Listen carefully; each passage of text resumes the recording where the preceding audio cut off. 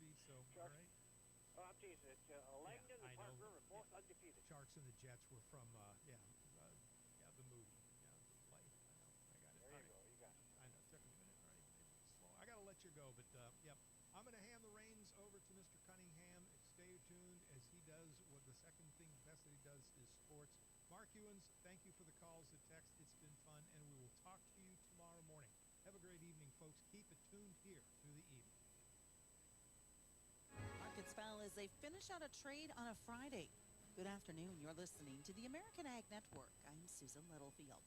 First off, with this corn market closing the week on a sour note, the National Weather Service, still operating during the shutdown, released their guidance that suggests mild La Nina conditions will continue through December through February of next year, but may transition to some neutral sometimes in the first quarter of next year. La Nina impacts are usually a wetter winter for the U.S. Midwest. Soybeans fell hard throughout the trading session for a Friday as President Trump reiterated yesterday that he wants to speak about soybeans specifically with China's president during the APEC summit in South Korea in the coming weeks.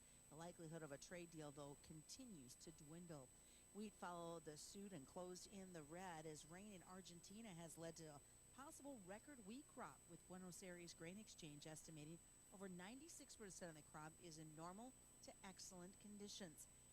Better reported yields also out of Siberia has led to Sovecon to revise their 2025 Russian wheat production estimate to 87.8 million metric tons. Cattle continued their upward march. Cash trade was reported in the north at 230, mostly steady in the 5-area 5-day weighted average. Cash trade in the south still not established, but box beef is seeing some higher numbers as well. Hogs actually fell 8 out of the last 10 trading sessions. Now, they plummeted yesterday after significant funds were exiting their long positions with open interest, but without a report out today, difficult to know for sure where those numbers are lying, as pork cutouts and the week's kill at 1.946 million head. That's higher for both last week and last year, as they saw the demand picking up of those purchases. By the way, President Trump is also considering heavier sanctions in the Kremlin. This is the American Ag Network. The TPS reports aren't finished. I can't find anything on the server, and Veronica keeps hounding me about my timesheets. I wish things were simple. They are now, Carl. I just switched our company's health insurance to Health Partners. Get out of town. Everything from enrolling in their plans to customer service and beyond is just simple. When you look at the numbers, it's a super smart investment for our business, our employees, and their families. And when I spoke to Health Partners on the phone, it felt like I was talking to a friend. They've been doing this since 1957. Do you know how long that is, Carl? 1, 4, 5 decades. 6 decades. Good thing you don't work in accounting. 6 decades building lasting relationships. They really take the time to get to know us and our challenges because they live and work here.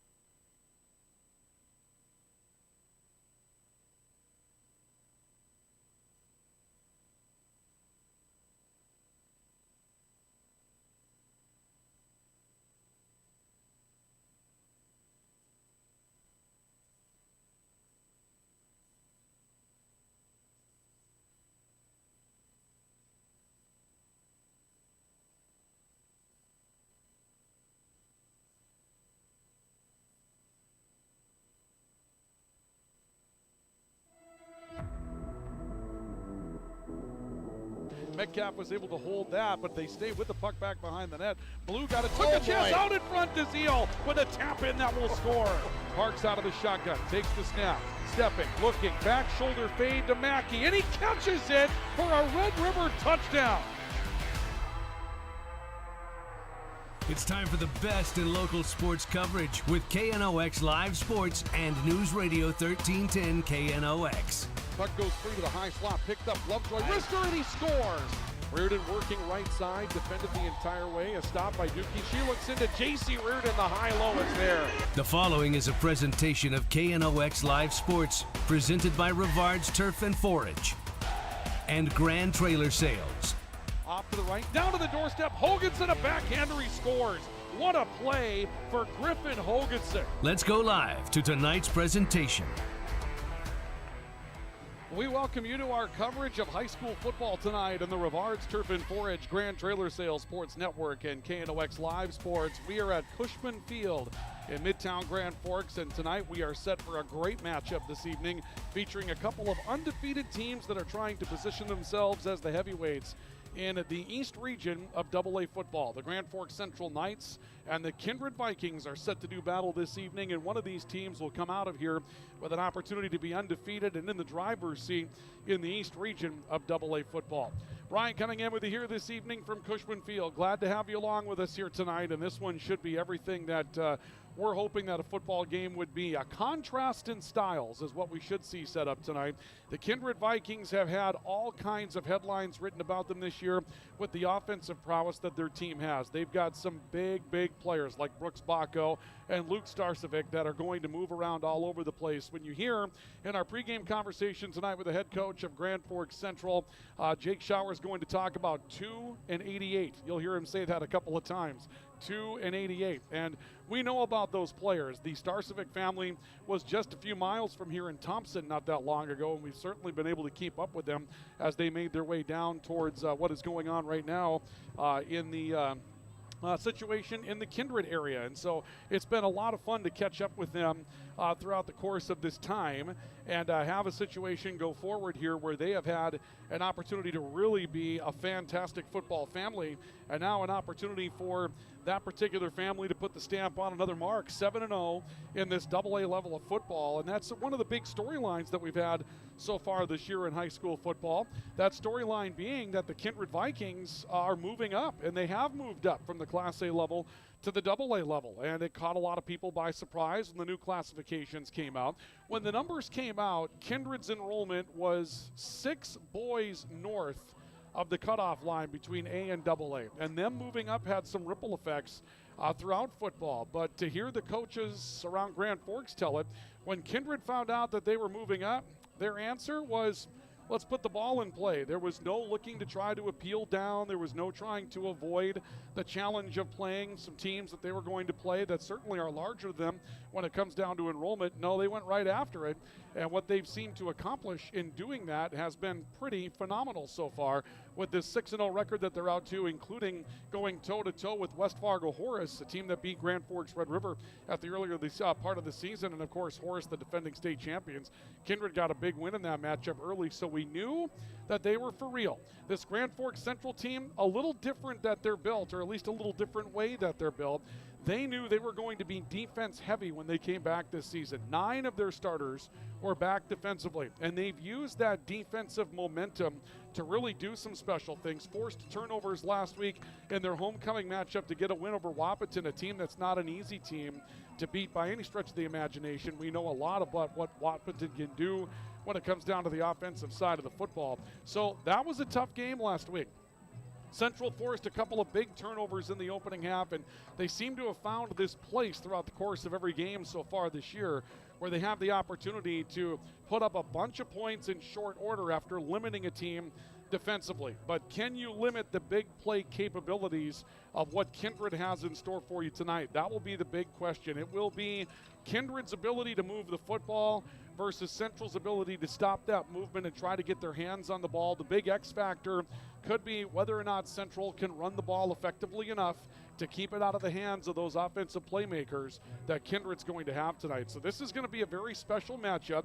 It'll be a big contrast in styles, as we've talked about, but I think it, in the long run, will put into focus what it is that we're looking at in the East region. One of these two teams that wins this football game will have the inside track towards the number 1 seed in the East region, and that means an opportunity to have a couple of home playoff games in the upcoming playoff season. And it's hard to believe that after tonight, we're going to be down to 3 regular season games left to go. Actually, rather, we'll be down to 2 regular season games to go. We've got 3 regular season games to go coming into tonight. There's only 2 weeks of the regular season left before it's time to move on to the postseason. So these big games are certainly bound to happen. And tonight, one's going to happen as the Central Knights will be at home to take on the Kindred Vikings. We're glad you joined us for this one tonight. We bring it to you courtesy of our premier sports partners. They include Rivard's Turf and Forage, a premium seed dealer in Grand Forks. You can find them online at rivards.com. It's not like shopping with the big box stores when you're shopping with Rivard's. They have science on their side at Rivard's. They mix and match all of their seed varieties right in their mixing plant in Grand Forks, so they can change their seed varieties to fit what's going on throughout the course of the year with the growing conditions. Do your business with Rivards and not the big box stores. Rivards.com and Grand Trailer Sales, your home for all things trailer in East Grand Forks. Grand Trailer Sales is ready to get your trailer moving again, whether it's service for your current trailer or if it's time for you to upgrade your trailer, whether you're hauling for work or you're hauling for pleasure, they have you covered at Grand Trailer Sales. The east side of East Grand Forks on Highway 2, they're looking forward to seeing you there at Grand Trailer Sales in East Grand Forks throughout the course of the year. We got a lot of things to happen tonight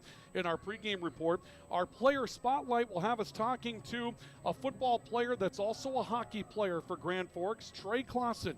And what a season he had last year for the Grand Forks Central Knights in hockey. We'll even put to him the very interesting question. So, which of those two sports do you like better? Because he's turned into a great football player for Grand Forks Central as well. That conversation coming up as part of our player spotlight that we have for this evening. And then our coaches conversation with Jake Schauer in part one. We'll review a little bit about where this team has been as of late, including their dust-up with Wahpeton last week, which was perhaps not a cleanly played football game for Central. Nonetheless, it was a win, including a brilliant running performance by Naz Fisher in the second half. He'll also tell us about what to expect out of this very talented Kindred Viking team coming into Grand Forks tonight. We will take a look at the keys to the game. We'll also run down the current standings. We've got new polls that have come out. We're seeing a little bit of a change in the bottom of that top 5 AA football poll. And that involves a game that took place last week down in Castleton for Grand Forks Red River. So we'll tell you about that poll coming up as well. And starting lineups football, it's all set to go with a 6 o'clock start tonight in Grand Forks. We're glad you joined us for this one. For those of you that are on the radio side, on KNOX Radio. If you're looking to take in our video coverage of this one tonight, you can find it a couple of different ways. You can go to our YouTube channel, which is KNOX TV. Search KNOX TV on YouTube. You'll be able to pull up the link there. And you can also find it at knoxradio.com by going to the sports tab and look under the live sports tab. You'll be able to find the link there with a video player that you can watch right in the website as well. Our countdown to kickoff tonight is brought to you by Nelson Auto in Grand Forks. Glad to be a part of the Grand Forks community. And brought to you by Mike's Custom Truck in Northwood, where they've got the parts you're looking for to make your truck perform the way you want it to. That countdown, as you can see, just ticked under 36 minutes left to go. Our reunion of the 2005 state championship team for Grand Forks Central tonight. It's senior night here at Cushman Field. It should be an exciting night here at Cushman Field as well. The Vikings, the Knights, it's Kindred and Grand Forks Central. We're glad to bring it to you tonight. We'll come back with more in just a couple of moments. We invite you to stay with us here on our pregame report as we continue along. And our pregame report brought to you tonight by Signature Graphics and Apparel. It's your vision. Make it come to life at Signature Graphics and Apparel. It's also brought to you tonight by our friends that we have at True North Equipment. True to your values, ready to serve you with 10 locations in the Red River Valley. This is Grand Forks Central Knights football on the Rivards Turf and Forage, Grand Trailer Sales Sports Network, and KNOX Live Sports, and on KNOX Radio. Our pregame report continues next. Whether it's a golf course, your lawn, a pasture on your farm, cover crop, or even a food plot to help you get that big buck, Rivards Turf and Forage of Grand Forks has developed, mixed, and packaged the premium specialized seed you need for almost every application. Go to Rivards.com. Rivals on the ice, united in the stands, and everyone's geared up from Jarrell Sports Center and Hockey World. Hockey gear, fan apparel, Nodak Pride, we've got it all and more. Locally owned, 1004 South Washington Street. Shop local, shop Jarrell's. Grand Trailer Sales in East Grand Forks is your go-to spot for enclosed utility, flatbed, and dump trailers in the Red River Valley. They have the biggest selection on hand of trailers with great pricing. If you're looking for parts, service, or simply to buy, GrandTrailerSales.com. Signature Graphics in East Grand Forks is your one-stop shop for all your branding and design needs. From embroidery, vinyl wrapping, laser print, and more, fully customized from start to finish, all in-house. Signature Graphics. We craft your vision. You watch it come to life.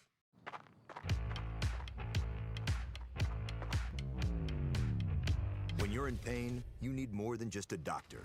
You need a problem solver. Count on All True Orthopedics and Sports Medicine and get back to what moves you. It's hard to explain what this feels like.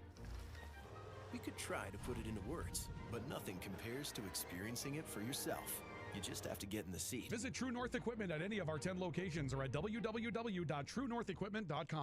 Spray Advantage of Grand Forks carries everything you need for the chemical and fertilizer application on your farm. Pumps, tips, and tanks from 3 gallons all the way up to 10,000 gallons on hand. They can help with parts and accessories for the fertilizer and tillage equipment on your farm too. SprayAdvantage.com. Apex Apparel is your quick turnaround apparel and promotional item shop in Grand Forks. If you're looking for direct-to-garment printing, embroidery work, or a huge selection of promotional items, come to Apex Apparel, your locally owned, family-run, quick turnaround apparel shop in Grand Forks.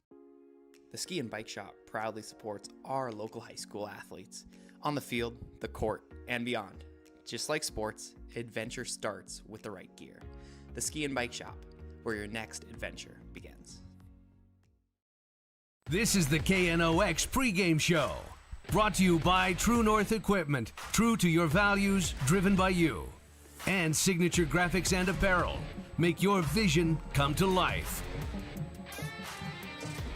Welcome back to our coverage of high school football tonight in the Rivards Turf and Forage Grand Trailer Sales Sports Network, KNOX Live Sports this evening. We are at Cushman Field as we get ready for Grand Forks Central and Kindred to start up a rivalry this evening. The Grand Forks Central Knights and the Kindred Vikings set to do battle here this evening at Cushman Field, and it should be a very fun matchup tonight. Ryan Cunningham with you here this evening from Cushman Field. Tonight's going to be a special night for the Grand Forks Central Knights. I saw Coach Mike Berg down below, the legendary head football coach for this Grand Forks Central Knights football team. Obviously, you've heard him as a color commentator as of late for UND football as well on the radio side of things, and a very, very storied football career that he has had in Grand Forks, and this team winning a state championship with Coach Berg back in 2005. And so tonight they will have the 20th reunion of that state championship team. They didn't do it on homecoming. They decided to move it to a different weekend, and it certainly worked out well. Coach Berg, when I talked to him down below, he said, I just happen to be home this weekend, so it's going to work out just fine. And those of you that know Mike Berg, you'll be able to hear his voice in the way that he delivers that. He really is just a wonderful guy to talk to, and he's all about Grand Forks football. He's all about Central, not just football at Central, but he really believes in Grand Forks Central High School as well. And so it'll be a special opportunity for teams, or players rather, from his 2005 state championship team to get together tonight and relive those memories from 20 years ago. It's also, of course, senior night that we have tonight, so we'll be acknowledging the seniors, and this Grand Forks Central Knights team is very senior heavy, so we'll have some very fun things that are happening coming up here tonight with this matchup, and we're glad you joined us for it this evening. Our pregame report brought to you tonight by Signature Graphics and Apparel. It's your vision. Make it come to life at Signature Graphics and Apparel. And it's also brought to you tonight by True North Equipment, true to your values and ready to serve you with 10 locations all throughout the Red River Valley. Well, part one of our coaches conversation this evening with the head coach of the Grand Forks Central Knights, Jake Schauer. We had an opportunity to talk with Coach Schauer about the situation that came up with Wahpeton last week and how that game probably wasn't the cleanest played game that Grand Forks Central has been in throughout the course of the year. They survived it, and they knew that it was going to be a very, very difficult task to deal with a dynamic offense from Wahpeton. And you heard that last week when Coach Schauer told us straight up, my coaches hate getting ready for Wahpeton, and it was no insult for Wahpeton. It was just the way that they run things. He got out of it, but we had a chance to review that with Coach Schauer as we bring you our coaches conversation this week. Our coaches comments are presented by Acme Equipment and Acme Tools, your Kubota dealers with a full line of Kubota products to help you do your best work. Let's get part one of our conversation with Jake Schauer tonight. Coach, I guess going into tonight, you get the latest opportunity at solving the Rubik's Cube. That Rubik's Cube is what it is that makes Kindred an unbelievably good football team. And so you've had a week to kind of get ready for it. Before we review last week and the lead in, just tell us what it's been like this week to try to break them down with the players that they have and trying to put together a defensive game plan that's going to work. Take us through that, Coach. Yeah, I think that's a great analogy, that they are kind of a Rubik's Cube, that, you know, they're just another puzzle you got to fix and you got to find a way to solve it. But their offense, they do a lot of different things and they do it extremely well. And a lot of it revolves around, you know, the quarterback 88-2. You know, you can't ignore them. I told my guys I don't really want to hear about it time and time again this week. You know, they're great athletes and I'm going to give them respect. But at the same time, we got to worry about what we're doing, not as much what they're doing. You know, we're obviously going to scheme for them and things like that, but every week we have to focus on what we can do to get better. And last week, I didn't think we played a very clean football game. You know, we were pretty fortunate that Naz Fisher really turned her on in the second half and kind of just asserted his dominance, but you can't do that against a team like Kindred, you know. it all starts with running the ball, and we'll see what happens from there.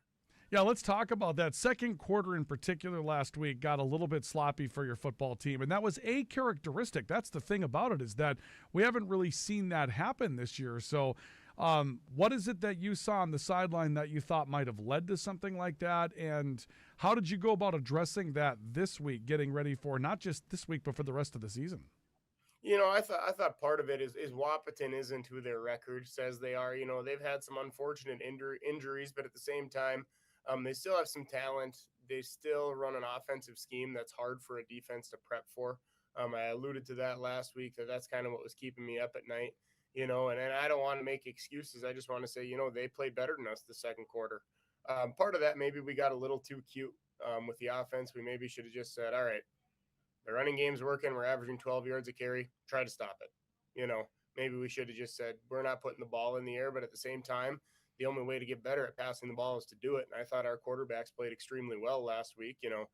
Brooklyn had some untimely drops that aren't something he does, and he won't do this week. I'm very confident in that. So it was kind of a perfect storm in the second quarter, but, I think we're going to be better for it. We've had a lot of conversations about it this week, and we're just going to fire from here. Those drops that you talked about last week, if a few of those balls are caught, this becomes a very different football game between yourselves and Wahpeton. That being said, credit to your defense for not allowing that to hurt too badly. They didn't get broken that many times. And in the second half, Wahpeton's offense, which is still pretty potent, was kind of non-existent. You really did some things, not just offensively, but your defense cranked it up a little bit in the second half as well. Yeah, and I think that's, a credit to our coaches for knowing, okay, let's go to this instead of that and things like that. But also our guys, those linebackers play extremely hard. There's going to be games where they're facing people more talented than them, but they just got to dig deep and find that grit. We talk a lot about grit. We talk a lot about tenacity and physicality and how that's how you play a football game. And I think guys like Naz and Johnny Sherrick and Zethan Feldman really, they're kind of at the forefront of that. They play really hard football. They're great kids. They play games the right way. They're not going to get taunting calls and things like that. They're just going to bring their lunch pail and they're going to hit you in the face. And that's kind of what we did to Wahpeton, to kind of say, all right, enough messing around. We're going to hit you in the face. Those comments from the head coach of the Grand Forks Central Knights joining us tonight, Jake Schauer, part one of our coaches conversation. Our coaches conversation tonight brought to you by Acme Equipment and Acme Tools, your Kubota dealers in Grand Forks, with a full line of Kubota products to help you do your best work. For those of you that weren't with us last week, Central looked like they were making some inroads in the first quarter, had things under control, and then Wahpeton put a couple of scores on the board and made that a one-touchdown football game going into halftime. Central did not tackle well last week, and that is something that they're going to have to improve upon coming up this week if they want to take care of the Kindred Vikings. You cannot allow this team to break tackles, and this is, as we understand it, a very physical team. Luke Starcevic is an extremely physical player.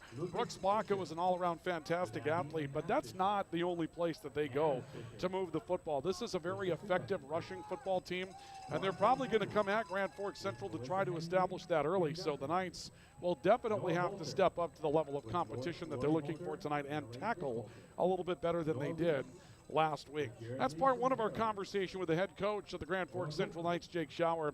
Part two of our conversation is on the way here, coming up in just a little bit, so we invite you to stay with us for that. Our player spotlight on the way as well. Let's take a look at what's on the line tonight with Drive for the Title here in our Rivard's Turf and Forage Grand Trailer Sales Sports Network presentation of high school football tonight between Central and Kindred. And you can see that on the left-hand side of your screen, for those of you that are with us on the video side tonight, you have a Minot North football team that continues to be the number one ranked team, and you've got a Kindred football team that's getting a little bit more respect each and every week, and you've got three teams that are undefeated.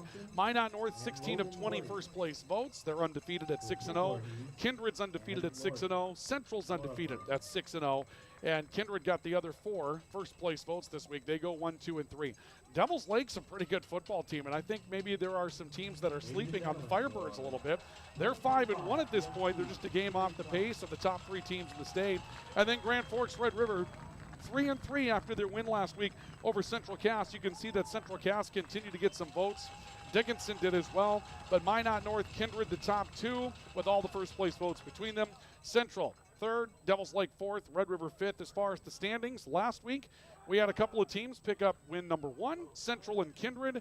Red River and Central Cass now 1-1 in the region after Red River defeats Central Cass last week, and Fargo South Wahpeton now at 0-2 as far as the league is concerned. And those numbers may be incorrect. I apologize, folks. We may have a look at some things there. I believe that this Central Cass, or this Kindred team and this Central Cass, or I'm sorry, this Kindred team and this Central team should be 2-0. That may be a graphic error that we did not get fixed up for you. For those of you that are on the video side of things, I believe those two teams are 2-0 inside the league at this point. May have had an error in putting that graphic together, but that tells you that Kindred, Central Cass, the top, or I'm sorry, Kindred and Grand Forks Central, the top of the heap, and after tonight's over, well, what we'll see coming out of this is going to be one of these teams definitely in the driver's seat towards that number 1 seed. Let's look at Drive for the Title that we have for you tonight. Still a lot more to come. Our player spotlight with Trey Clausen is on the way, coming up here in just a couple of moments. And the hockey player and football player will join us to answer that tough question, which one do you like more? We'll also talk with him about the excitement around this football team this year. That as we continue our pregame report tonight from Cushman Field. Central Kindred, a fun one tonight here at Cushman. Stay with us. This is our coverage of high school football on the Rivards Turf and Forage, Grand Trailer Sales Sports Network, and KNOX Live Sports. Rust, salt, and time are the biggest enemies for a fuel tank. Never fear, because Grand Forks Welding is here to take care of your enemies for you. We not only fix or patch your tanks, but we can custom fabricate any kind of replacement fuel tanks or service unit. Go to grandforkswelding.com. Your family deserves clean, filtered water. High Plains Water offers Millennium Drink Water System, which delivers great tasting water and also eliminates harmful impurities. Professionally installed and maintained by High Plains Water of Grand Forks. See them at highplainswater.com. Big Jim's Tire is the area's #1 farm and ag tire supplier, and with harvest here, you want the best. Best tires, best service, and Big Jim's will get it done fast to get you moving again. Big Jim's Tire, Grand Forks.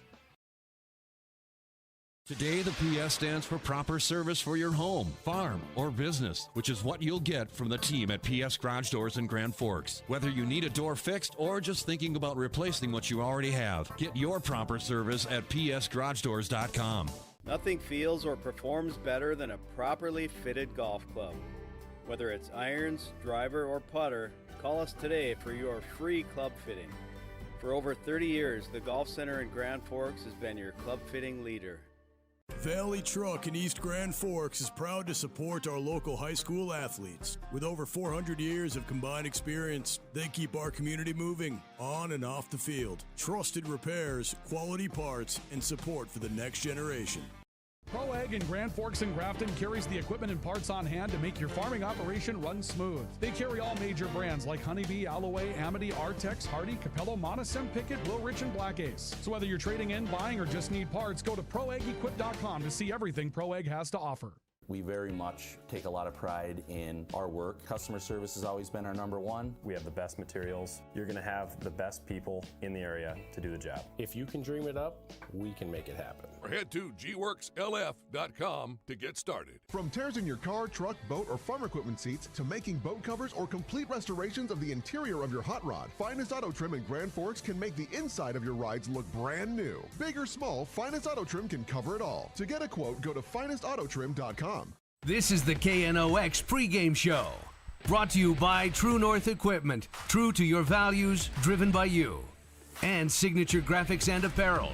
Make your vision come to life. Welcome back to our coverage of high school football tonight in the Rivards Turf and Forage Grand Trailer Sales Sports Network, KNOX Live Sports, also on KNOX Radio this evening. And again, for those of you on the radio side, lots of options to find us on the video side of things tonight as we continue with our pregame report. You can search out our YouTube channel at KNOX Radio, at KNOX TV. Go ahead and find it there, KNOX TV. Just go to YouTube and do a search and you'll be able to find it. Also, tonight, you're going to be able to find us at our website, knoxradio.com. Look underneath the sports tab and find the live sports link. And from there, you'll be able to take the matchup in tonight right there in our webpage. A couple of teams that are 6-0. Grand Forks, Central, and Kindred set to do battle tonight. Pre-game report is brought to you this evening by Signature Graphics and Apparel. It's your vision.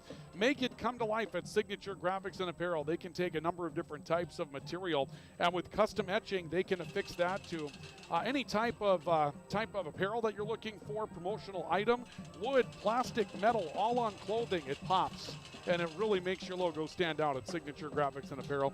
And also True North Equipment, true to your values, ready to serve you with the John Deere equipment that you have come to know and love generationally in this area. John Deere and True North Equipment have been here for a very long time, and they bring you our coverage tonight as well when it's time for John Deere products and service, and it's time for service on your ag implements. True North Equipment, true to your values, ready to serve you.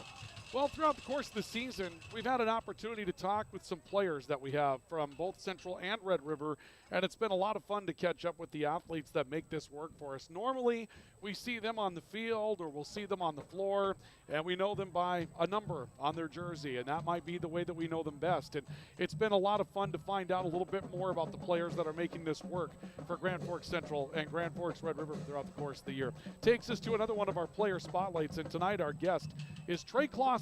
Trey Clausen's found a home on this team as a defensive back, a receiver, a really, really physical type of player, and he should be.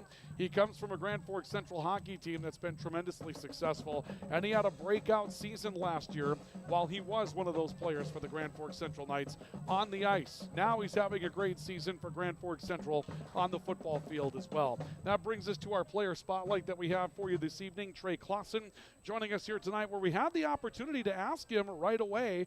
So Trey, which one of these sports is your favorite to play? Is there one you like more than the other? And you can feel free to say no to answering that question if you want to, Trey, but what's the lowdown on what Trey Clausen likes?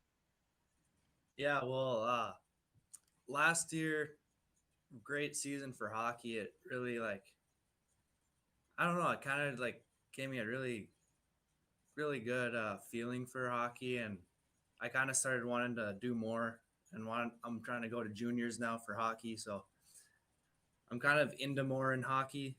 So I think I like hockey a little bit more, but this season for football, going 6-0 right now, it feels pretty good. So absolutely. Well, you've had a great season so far. I wanted to ask you as we get started today, how you got introduced to football. Tell me about a memory that you had from when you were younger, how you first found the game, some of the early introduction to football for Trey Clausen.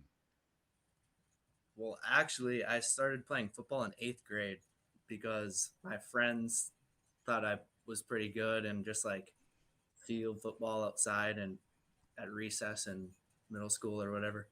So my friends introduced it to me, and that was pretty much a key time in my football career. So that's a high point.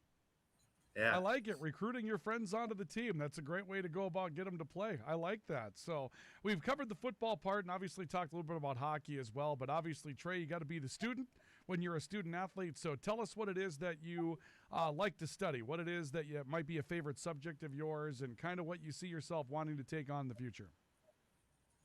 I really like math. I think it's my strongest subject in school. I also like 0-hour weights. Wake up early in the morning, do a little lift.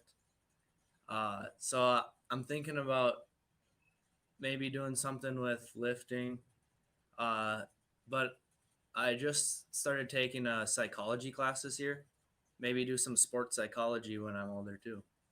Absolutely. Combine a couple of things together that you like, and you could come up with something pretty good there. How about some hobbies when you're not busy and based on your life, football, hockey, a lot of things that you want to accomplish, there's not a lot of free time. But when you have a little bit of it, Trey, what do you like to do for fun? I love golfing with my friends. It's really fun. And then just going out to eat, having some fun with my friends. Keeping it simple. I like it. Well, tell me about being a Grand Forks Central Knight. And Trey, we'll probably talk to you again during the hockey season as well, but I'm going to let you combine all of this together, a football player, a hockey player. What does it mean to you whenever you have a chance to put on any Grand Forks Central Knight uniform? And what's it like playing with this group of players this season? This season for football, we have a great group of seniors, so it feels really special to know that everyone around me really cares about this school as much as I do.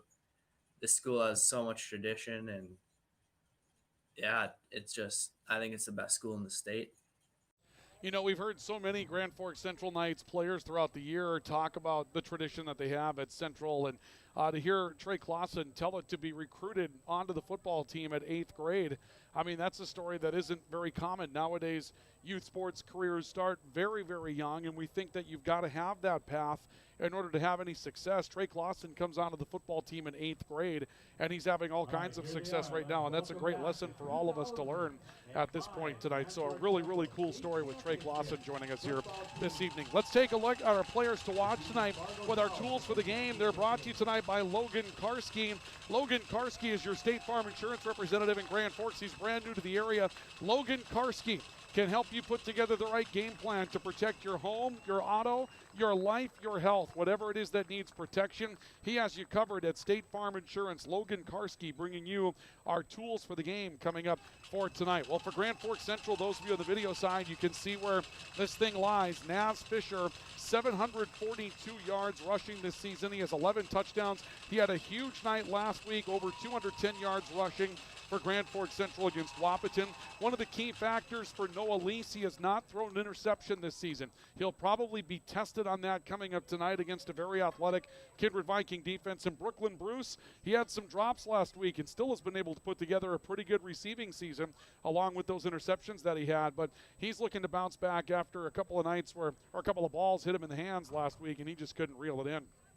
For this Kindred Viking team, Brooks Bacco, 443 yards and 7 touchdowns through the air. Luke Starcevic, 329 yards and 3 touchdowns. I included Brock Johnson just because we should. Brock Johnson had 446 yards on the ground. In 2.5 games this season, he's out with a collarbone that was broken in 4 different places. But when you consider that still on this team, Sawyer Hess, 366 yards rushing this season. Miles Thiel just has 111 on the ground, 26 to the air. And Gabe Whipple's done a nice job of running the ball as well as a quarterback.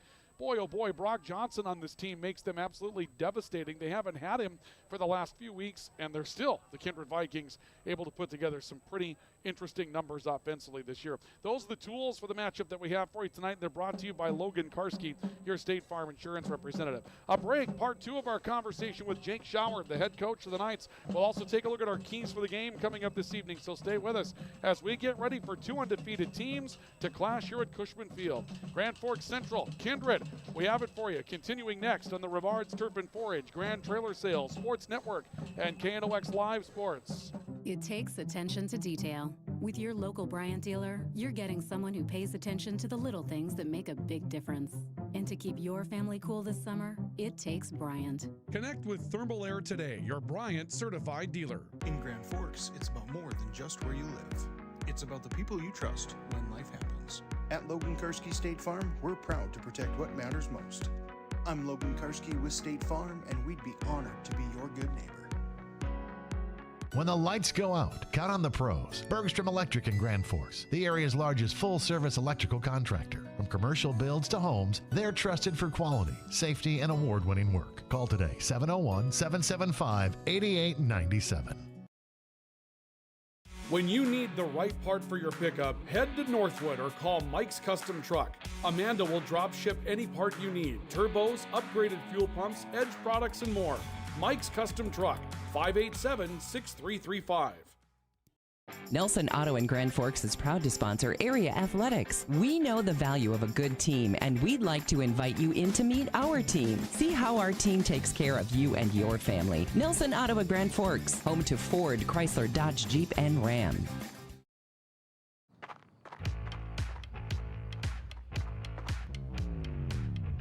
When you're in pain, you need more than just a doctor. You need a problem solver. Count on All True Orthopedics and Sports Medicine and get back to what moves you. Hey, this is Pastor Paul. I'd like to welcome you to Hope Church, especially if you're a person that doesn't have a place where you hang out spiritually. We would love for you to come and experience hope and find God. Hope Church, 9, 10:30, and 6 p.m. on Sundays. For more information, you can check out gfhope.org.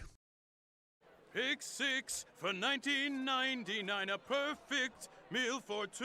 That's gotta rhyme. Well, how about munching on pick six, my mouth going yap, yap. People always staring at my wings, they go flap, flap. Dave is so surprised because he didn't know I'd rap, rap. Pick six meal for two for $19.99. H&S Electrical Services is proud to support local high school sports. From homes to industry, we deliver safe, reliable electrical solutions. Locally owned and operated, our skilled team ensures quality and service you can trust. H&S, trusted in your homes and businesses. This is the KNOX Pre-Game Show. Brought to you by True North Equipment. True to your values, driven by you. And Signature Graphics and Apparel. Make your vision come to life. Welcome back to our coverage of high school football tonight in the Rivards Turf and Forage Grand Trailer Sales Sports Network, KNOX Live Sports. That noise you hear below us tonight, you can see it in a camera shot this evening on the video side. The student section's in a blackout tonight, and they've got cowbells that they're slamming up against the railing.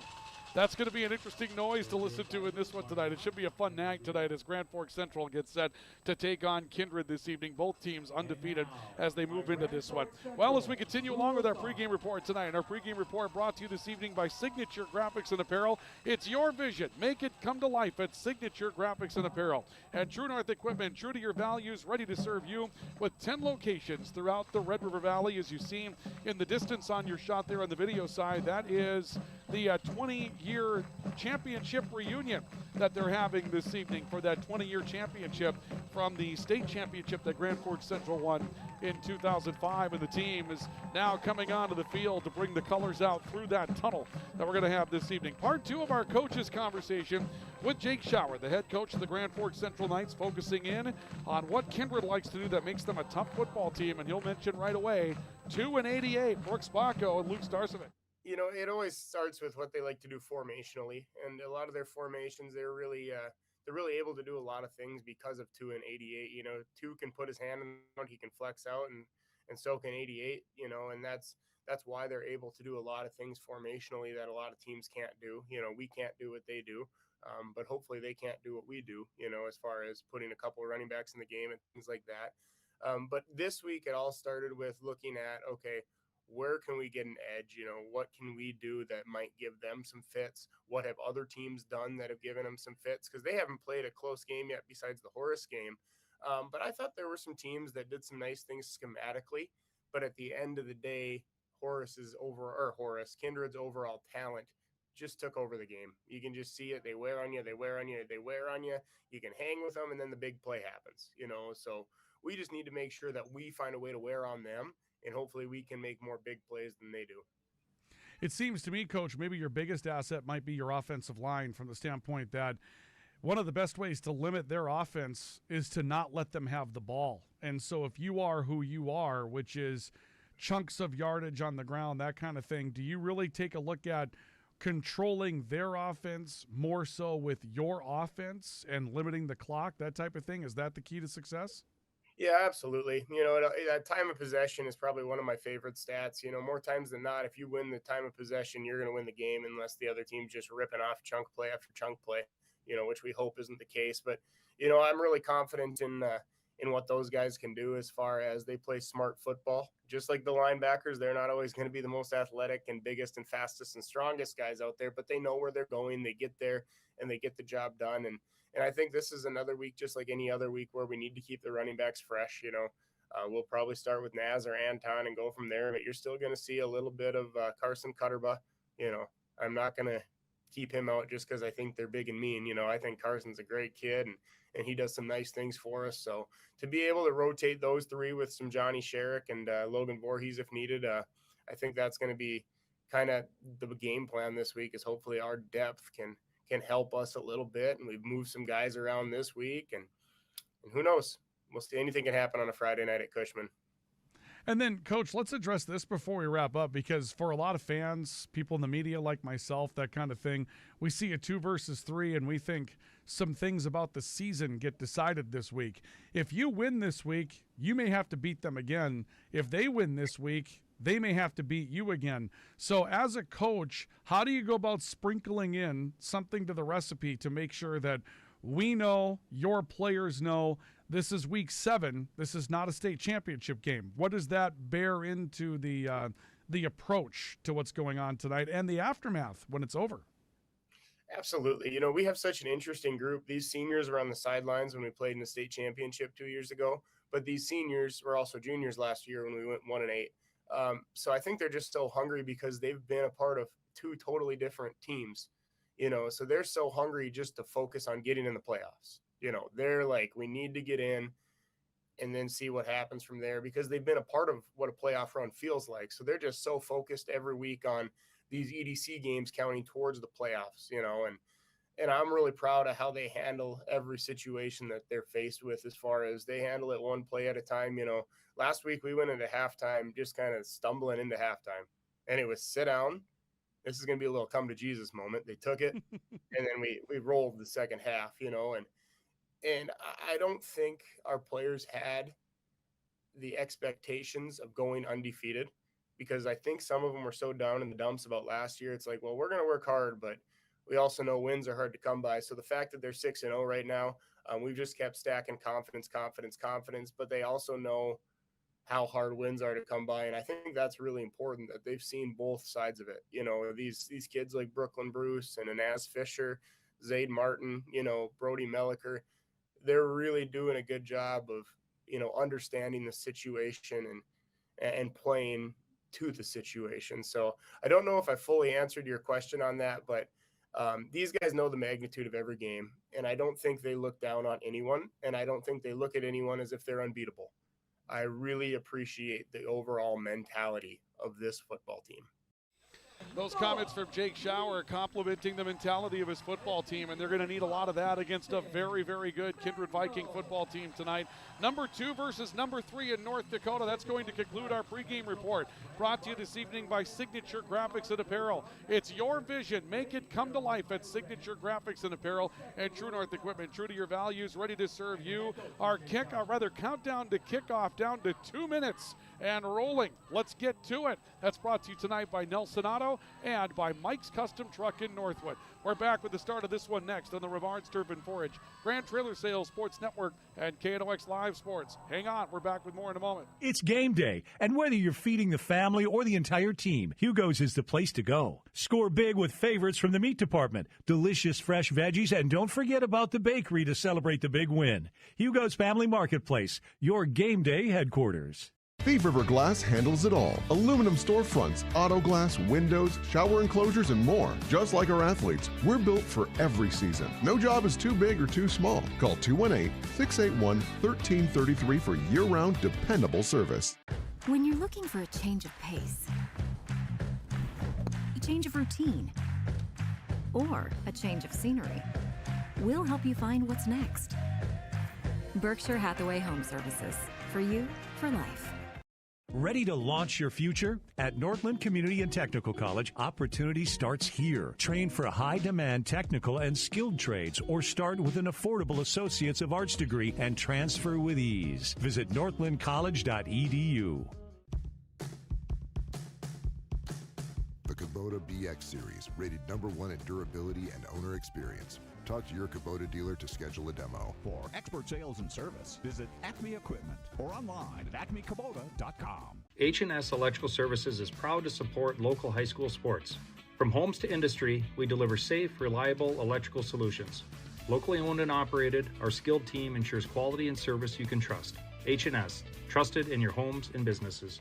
Whether it's a golf course, your lawn, a pasture on your farm, cover crop, or even a food plot to help you get that big buck, Rivards Turf and Forage of Grand Forks has developed, mixed, and packaged the premium specialized seed you need for almost every application. Go to rivards.com.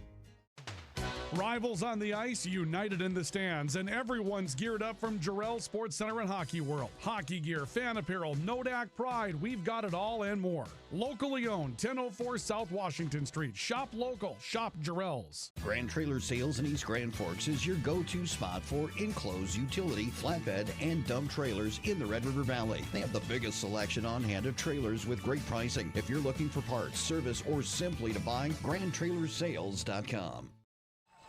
Welcome back to our coverage of high school football tonight in the Rivards Turf and Forage, Grand Trailer Sales Sports Network, and KNOX Live Sports. Ryan Cunningham with you here this evening. Devin Walkenfuss has our video coverage.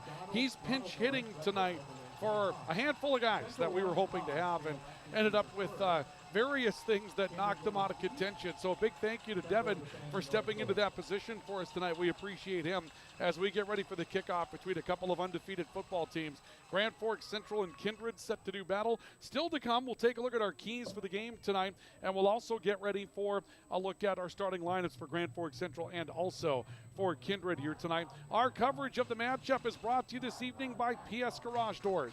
Call 772-DOOR. The PS stands for Perfect Service. If you need perfect service on any make and model of garage door, PS Garage Doors can have that covered for you in Grand Forks and the surrounding area.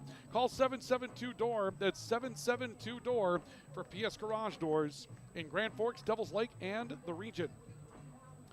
The kicker for Grand Forks Central, for those of you that aren't familiar, is a great story. He's the goalkeeper for the Grand Forks Central Knights soccer team. Ryan Dobrovolny will kick it away, and he's got a very impressive leg throughout the year. Central used him on free kicks. They bring him all the way out to midfield to go after free kicks, and right now Kindred is acting as if they expect some hijinks from Grand Forks Central off the tee. They've seen that formation on film where the Knights break out of the huddle, come to the ball. Now Kindred will step back into a regular punt, or rather kick receive formation. Sawyer Hess is back to receive the kick, and he's got some help back there as well. And right around the 10-yard line, Grand Forks Central will kick this away, and we'll get underway with the start of football tonight. Dobrovolny puts a leg into this one, high end over end, and this one takes a hit at the 2 and rolls into the end zone for a touchback here tonight. Let's take a look at our keys for the game that we have for you this evening as we get this one started tonight. And it will be Kindred that will start things off with the keys to the game tonight as they get the football for the first time this evening. So our keys for the game tonight for the Kindred Vikings: make Central throw the football when you're out on defense, and then use the run to set up that pass. Obviously, they've got great athletes, but Central has got a pretty good defensive core. You're going to want to go ahead and see if you can't move Central around with the running game before you take the big shots downfield, unless you really feel like you've got the men to go after it, and maybe you do. We'll see what they do here on first down. The Kindred Vikings have the football. Gabe Whipple is the quarterback. He'll move with the slot to his left and a man in the backfield, and motions a receiver from left to right. Gives the ball away up the middle of the football field for a quick run. This bangs out to the 25, and it will be Sawyer Hess that will pick up 5 yards on the play. And that'll bring us to 2nd down and 5. Keys to the game this evening for the Grand Forks Central Knights, the home team that we have for you this evening. Keeping the football will be important for Central when they've got the opportunity. They're going to want to hold on to the ball when they get it offensively and limit those explosive plays from the Kindred Vikings. Those keys for the game brought to you tonight by Jarrell Sports Center and Hockey World. Stop in and see what's new for the season at Jarrell Sports Center and Hockey World. Gabe Whipple on 2nd and 5. Takes the snap, gives this away to Sawyer Hess in the backfield. He gets low, springs forward for 4 more yards. And that's going to bring up a 3rd down and 1 coming up for Kindred. Stop made by Eli Thompson, one of the very active tacklers for Grand Forks Central. We'll take a look at the starting lineups coming up here in a couple of moments. Keys for the game tonight brought to you by Jarrell Sports Center and Hockey World. They're ready for the upcoming hockey season. The scrimmages for the youth start next week. And we've got youth hockey starting at the end of the month. Any pad, get their skates sharpened. You've got any pad, any stick, any tool for the game at Jarrell Sports Center and Hockey World. Stop and see them on South Washington and Grand Forks. Whipple with men to his right and left on 3rd down, gives the ball away in the backfield, and hogtied is Miles Theelgis back behind the line of scrimmage. He's dropped for a loss of 2. Johnny Sherrick coming up with the stop for Grand Forks Central.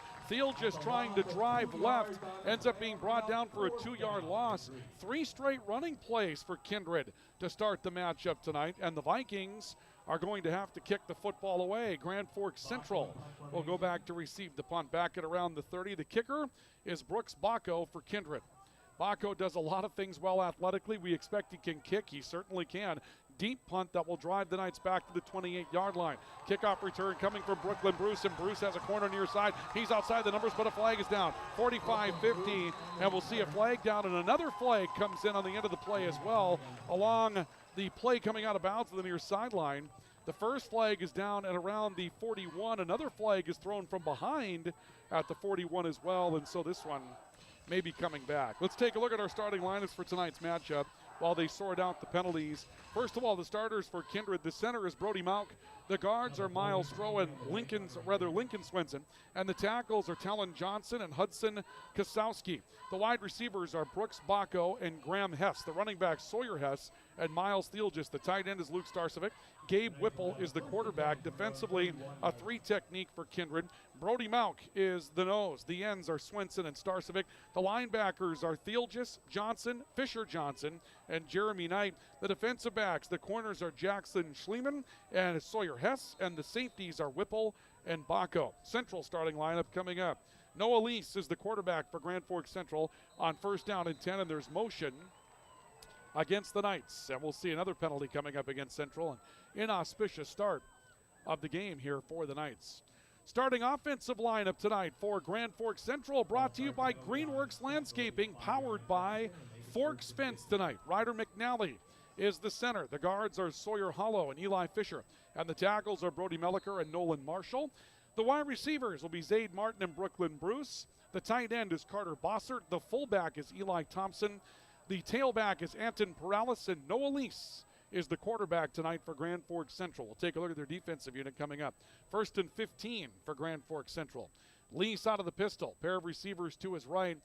Waiting on 1st down. He'll turn, give it away to Naz Fisher. Off the right side, a hole. Broke the tackles. He got to the 30. Slips forward to the 34. Then didn't go down. Then the ball came out. And Kindred says they have it, and they do. It's recovered at the Grand Forks Central 36-yard line.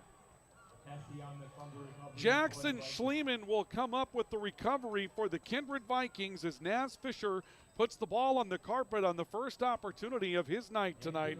And Kindred will be given a short porch to get this one started this evening as they'll take over at the Central 36. One play, give the ball up, and that is not what the game plan was for the Knights tonight. We'll see how the defense responds. 2 tight ends balanced for Kindred on 1st and 10 from the Central 36. Whipple out of the gun, pistol. He's got a single man to each side of the field, wants to throw. Pressured, hit. Thompson brings him down for a quarterback sack back at the 42-yard line. Eli Thompson comes up with a sack on Gabe Whipple. Pressure on the quarterback immediately. That'll be a loss of 7 yards on the play, and it'll be 2nd down and 17 coming up for Kindred. The Central defense starting lineup tonight. The nose is Eli Fisher. The ends are Brody Melliker and Nolan Marshall. The linebackers are Eli Thompson, Naz Fisher, Zethan Fellman, and Johnny Sherrick. The corners are Zaid Martin and Trey Clausen, and the safeties are Brooklyn Bruce and Tyson Vagno. 2nd down and 17 for the Vikings. More pressure, screen. Picked up by Luke Starcevic. Hit and going down as he gets to the 40-yard line for a gain of 3. First catch of the night for Luke Starcevic. That's a good play call by the Kindred Vikings against that pressure up the field from Grand Forks Central. Try to use that pressure against them. You can see all 4 defensive linemen allowed to get through. There was all kinds of pressure coming right up the middle of the football field, but pretty good coverage against Starcevic after he caught the football. Here comes 3rd down at 14, and this may be 4-down territory early for Kindred if they don't pick up a 1st down. Looking to be inside the Central 40. If they don't convert on this play, they may get 2 cracks at it. 3rd and 14. You can hear the crowd coming to life. Whipple out of the gun, man to his right in the backfield. That's Hess, play action. Whipple to throw again, steps away from pressure on one side. Rolls to his right, looking downfield. Naz Fisher hits him, and Whipple throws the ball away. Naz Fisher puts on the pressure for Grand Forks Central. And Kindred comes out looking to dish the football, and that Grand Forks Central defense comes after the passer. They get to him on a couple of occasions, and that's going to bring up 4th down. Whipple heads over to the sideline, would indicate this is a punting situation, and Brooks Bacco will come on to kick the football for the Kindred Vikings. So Bacco will come into the matchup to boot the ball. Central will go back to receive a punt. This time they're going to receive it with Brooklyn Bruce at his own 5. Bacco will kick it away high, lots of hang time, spiraling kick, and it lands about 5 yards deep in the end zone.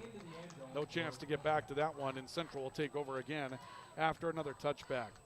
Stoppages in play tonight brought to you by Apex Apparel, your hometown quick turnaround family-owned and operated promotional shop in Grand Forks, and brought to you tonight by Big Jim's Tire, your #1 supplier of egg tires in the region. Vikings nothing, Knights nothing on our All True scoreboard, and the second possession for Central tonight from their own 20 after a fumble on their opening possession tonight that came from Naz Fisher.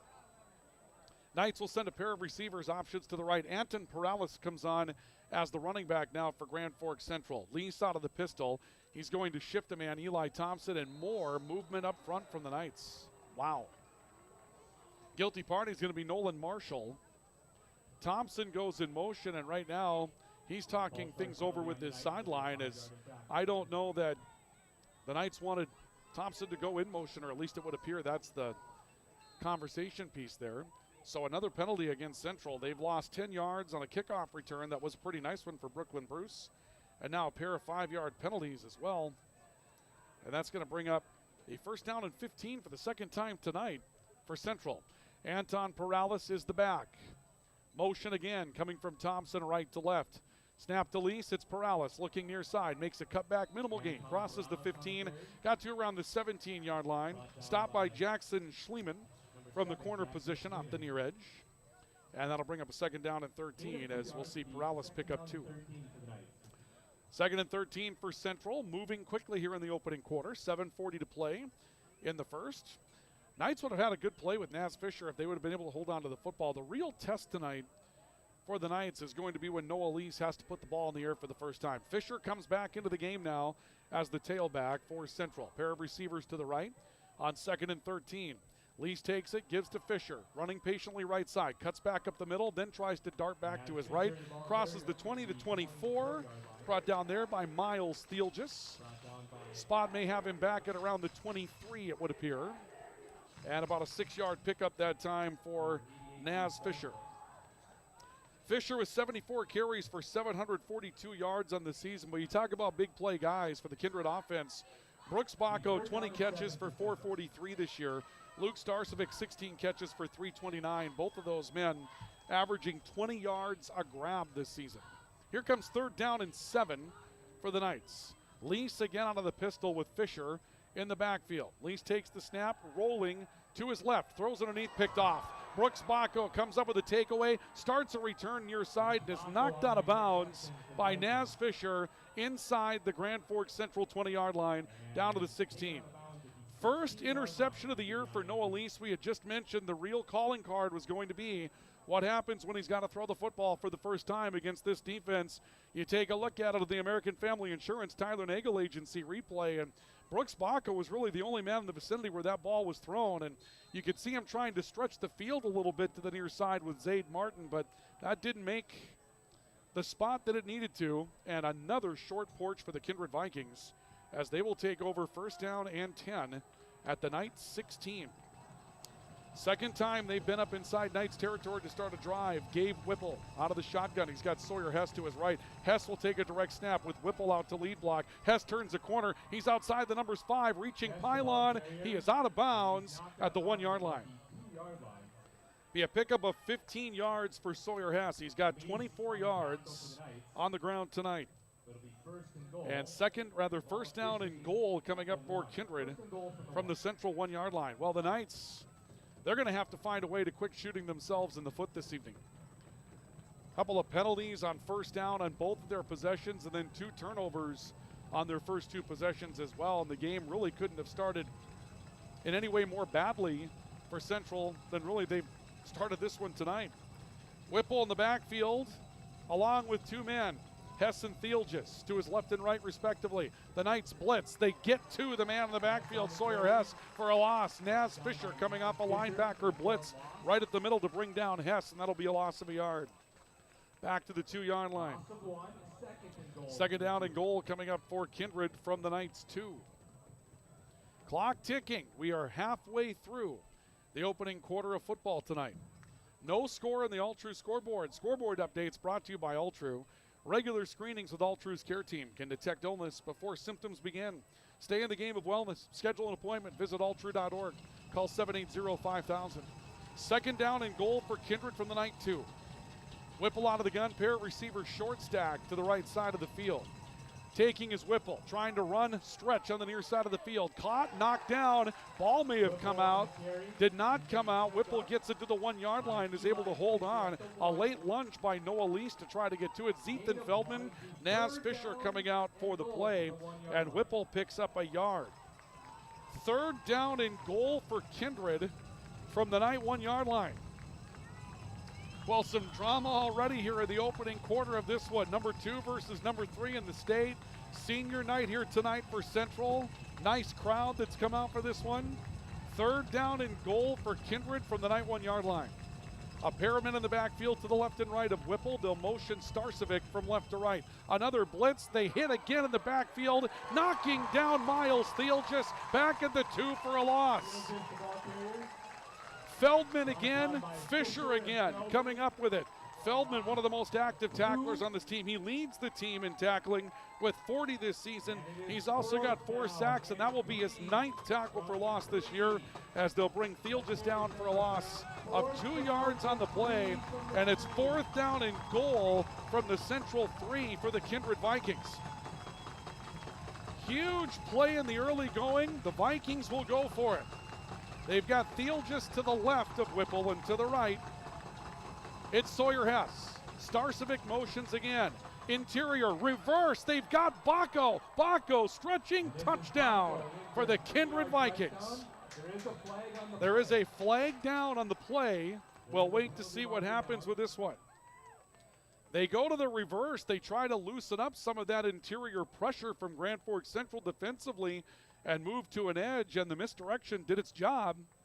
But it may be all for naught as the Vikings are backing up, and this one may be coming back.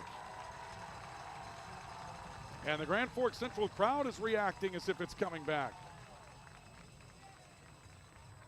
Got an illegal block here perhaps that came up, a block in the back. Nope, chop block against the Kindred Vikings. That's a bad penalty. If I remember my ruling correctly, it's going to be 4th down. That could back it up rather deeply.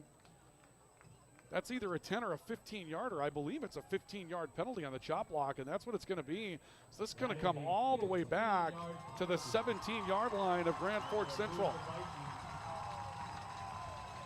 So now, 4th down and goal from the 17 for Kindred. And a touchdown comes off the board. Here we go, 4th down and goal. So a touchdown off the board. And now Kindred on 4th down and goal from the 17-yard line. Spreads 3 receivers.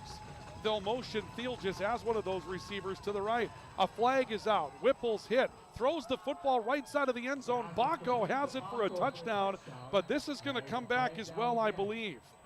Miles Theelgis took a step towards the line of scrimmage before the ball was snapped, and the flag came out on that side, and the Vikings are going to lose another touchdown on a shift penalty. I was wondering if it would be flagged. Miles Theelgis finished his motion and just kind of took a little bounce towards the line of scrimmage. Sometimes that particular motion can be a little discretionary, but that time the official on the near side of the field saw fit to flag it. And so here comes 4th down and goal for the Vikings from the Knight 22-yard line.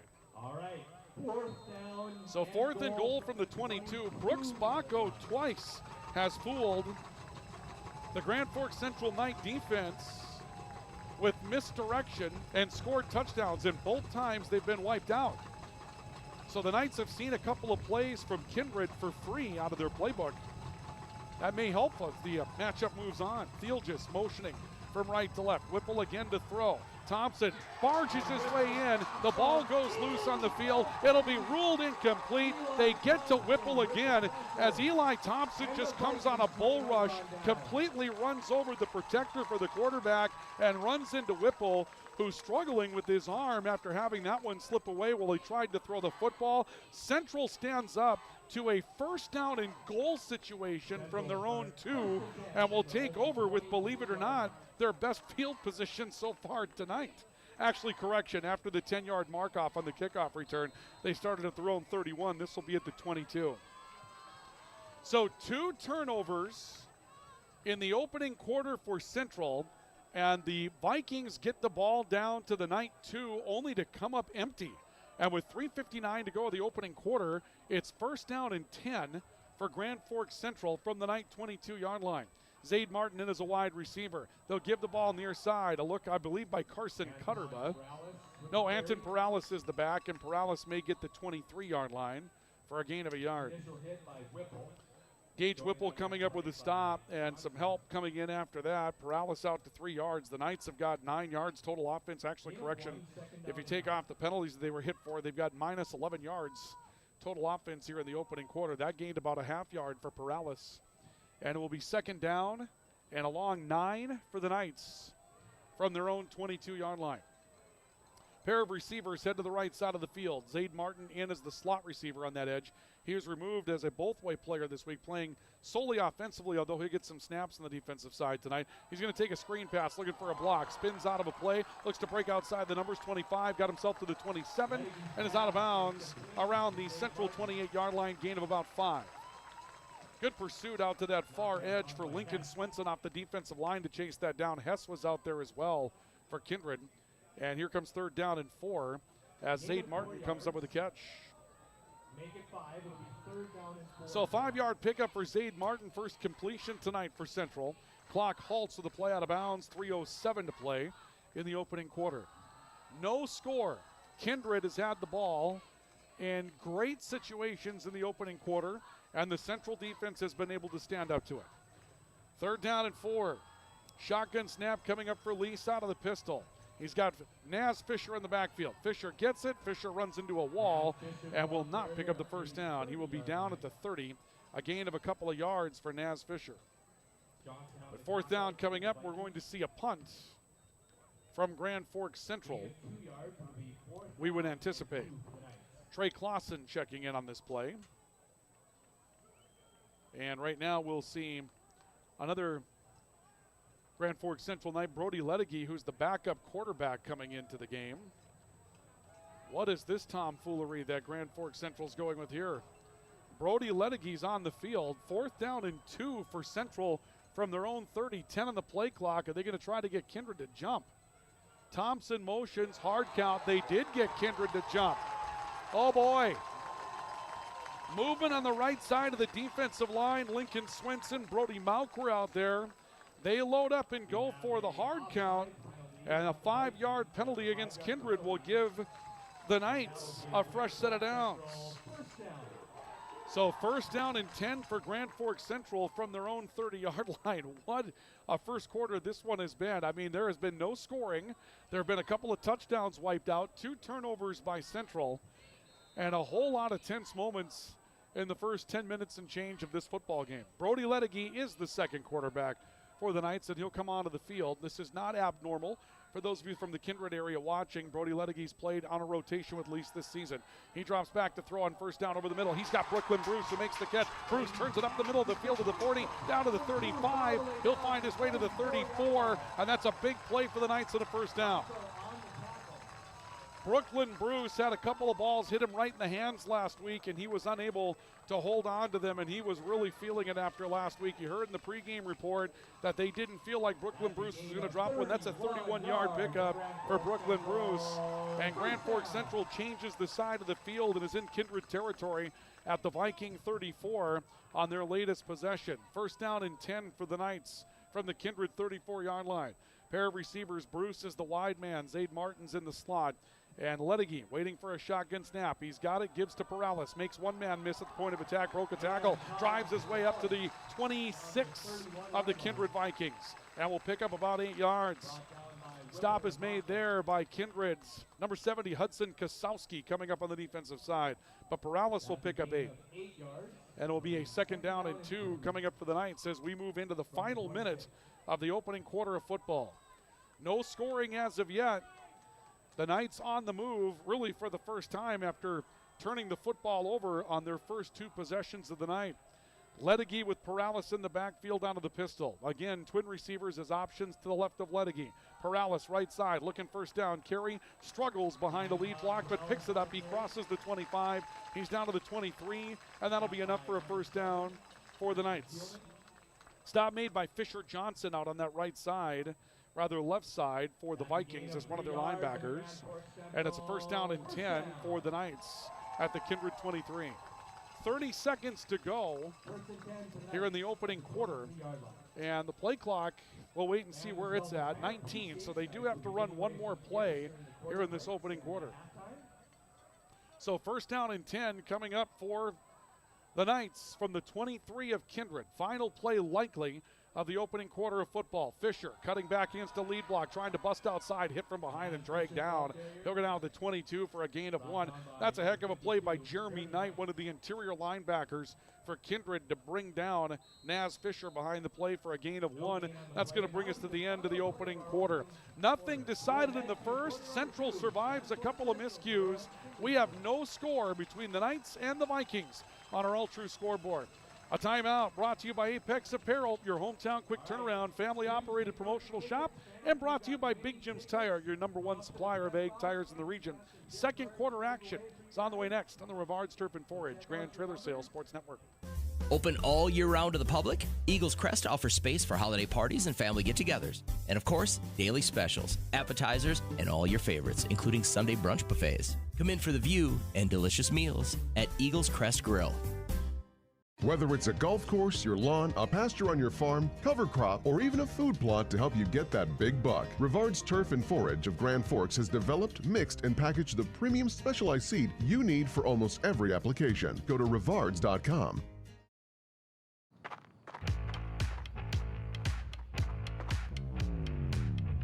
When you're in pain, you need more than just a doctor. You need a problem solver. Count on All True Orthopedics and Sports Medicine and get back to what moves you. Welcome back to our coverage of high school football on the Rivards Turf and Forage Grand Trailer Sales Sports Network and KNOX Live Sports. Second down and 9 for Grand Forks Central. The Vikings and the Knights. Kindred ranked number 2, Central ranked number 3. And it's 0-0 after a quarter of play this evening from Cushman Field. Midtown Grand Forks. Noah Lease out of the pistol. Naz Fisher behind him. On second down and 9 as the Knights now move towards the south goal. A little reverse here from the Knights, and it's Zaid Martin looking for a place to cut upfield. He turns outside, hit from behind, down at around the 21-yard line. Long run for a gain of 1. Good coverage coming back to the right side of the misdirection by Kindred. They had Teague Erdman out there as a reserve defensive lineman that chased that down. They've got a lot of athleticism up on their line. And a gain of just a yard that time for Zaid Martin in the running game. So it's third down and 8. Talking with Jake Schauer before the matchup, he said Zaid Martin weighs 129 pounds, and they're trying to sort of limit the damage to his body. That's why he's not a two-way player tonight. He typically plays a defensive back spot for the Knights as well. Third and 8, Naz Fisher with Brody Ledeggy out of the pistol. Twin options right, including Trey Kloss in the slot. Fisher left side, cuts around one man, turns it upfield, running hard, got to the 15, stood up, and driven down to the 15-yard line. It's a 6-yard pickup for Naz Fisher, brings up fourth down and 1. Baco was there, Fisher Johnson was there, and the Knights very likely will go for it, although they do have the opportunity to put 3 on the board here. We'll see what happens, but Rylan Dobrovolny not coming onto the field. This is well within Dobrovolny's range for a field goal. From here would be about a 32-yard try, 33-yard try. We figure his range is pretty good to around 45, 46, but instead on fourth down and long 1, the Knights are going for it from the Kindred 15-yard line. Noah Lease in the backfield, Naz Fisher back there as well. Fisher could take a direct snap. He doesn't drop the football. And this play is going to come to an end, and the possession will end as well as it's chased down by Jeremy Knight, who had a couple of big stops on that drive. Naz has had the dropsies this season. Had him a couple of times earlier this year. He fumbled the football once on a takeaway by Kindred tonight, and now that one gets away from him as well. And it stops what was a promising Grand Forks Central drive that was highlighted by the throw to Brooklyn Bruce for 31 yards. But Kindred will get the football back and will take over first and 10 at their own 23-yard line. Vikings with a pair of receivers, one each way. Whipple again out of the shotgun. He's got a fullback to his left that's buried off the left guard. Play action throw, right side Baco, turning back to the outside. Clausen looks to wrap him up. Baco's down after a gain of 13, up to around the 36 of Kindred, and that'll be a first down for the Vikings. Baco had 2 touchdowns taken off the board in his first opportunities tonight. A reverse run, then a touchdown catch. Both of them wiped out by penalty. And sometimes you got to do what you can do to get the ball in the hands of your best players. Baco, 443 yards on 20 catches this year. I mean, that's a big number, over 20 yards a grab. First down and 10 from the 36 for Kindred. Out of the gun, Whipple taking the snap. Nope, correction, he's going to lead block again. This is Hess on the stretch play near side. Hess trying to shake a man. Brooklyn Bruce brings him down. Out of the 42 in the flats. Game of 6, rather, for Sawyer Hess. And Hess sort of blue-collaring his way up to a 29-yard first half, rushing the football. Correction, 7 on that one. So move Hess out to a 30-yard mark. And it'll be second down and 3 for Kindred from their own 43-yard line. No score in the matchup. Clock down to 9:19 to play first half. Very rapidly expiring first half of football. The pace would favor Central thus far in the way that they want to eliminate time and eliminate chances for the big play from Kindred. But Kindred right now moving the ball effectively. Second and 3, 3 receivers right. Whipple rolling that direction, has time, throws over the middle, and the pass is caught by Baco to midfield. He'll pick up around 7, and that will be another first down for the Vikings. Stop made by Noah Lease. Trey Clausen coming up with the tackle, but a 7-yard catch for Brooks Baco. That's 2 grabs for 20 yards for Baco on the possession, and they'll move the ball to the 50-yard line. First down and 10 for Kindred. Baco's made a couple of catches, and right now Gabe Whipple kind of realizing that he's got to get rid of the ball quickly. The Central defensive line has made their presence known so far tonight. First and 10. They'll motion Thiel just back towards the line. Direct snap in the backfield to Hess. Found a burst, ran forward, got about 3, and then was caught from behind by Nolan Marshall, reaching back to get him. And they'll spot Sawyer Hess just ahead of the 47. Gain of 3 yards on the play, and it's second down and 7 coming up for Kindred. Next week, the Knights will head down to Central Cass to play their matchup during the Teachers Convention week. And it's Fargo South that comes here to take on Red River. Second down and 7. Single option each direction on the field. Whipple with a fullback to his left on second down and 7. Takes the snap, gives away up the middle. Hess, big hole, cuts back over the middle. First down and more. He's ahead of the 35 and is down to the 33. Gain of around 18 yards on the big run for Kindred, and an injured Central Knight on the field as well. We're going to have a timeout for injury here for Grand Forks Central. So a timeout taken as Kindred will get set to run the football from the 33-yard line. We'll take a timeout as well. Knights and Kindred scoreless, but the Vikings are on the move. This is our coverage of high school football on the Rivards Turf and Forage, Grand Trailer Sales Sports Network, and KNOX.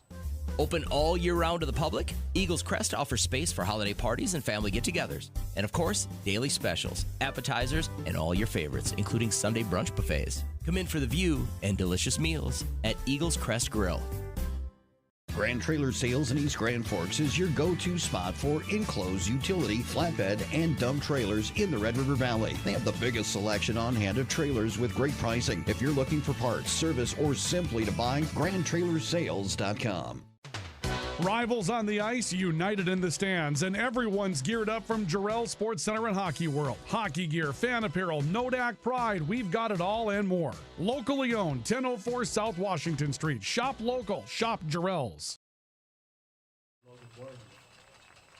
Well, up and trying to come off the field for Grand Forks Central's number 40, Logan Voorhees, senior linebacker that's kind of an all-everything senior for the Knights. Voorhees has done a little bit of carrying the football later in games as well, and certainly has been a nice linebacker spot replacer for the Knights. And the way he's coming off the field, that looks like he's got a leg injury that's going to take at least some time to work through. In the meantime, off of a 17-yard run by Sawyer Hess, Kindred has a first down and 10 at the 33-yard line. Welcome back to our coverage of high school football on the Rivards Turf and Forage Grand Trailer Sales Sports Network.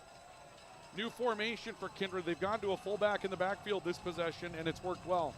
Whipple waiting for a shotgun snap on first and 10. Hess gets it, looks right side, behind that lead block, spins his way to the 25. Big gain of around 9 yards for Sawyer Hess. Brought down from behind by Tyson Vanyo, but Hess now out to 59 yards in the game.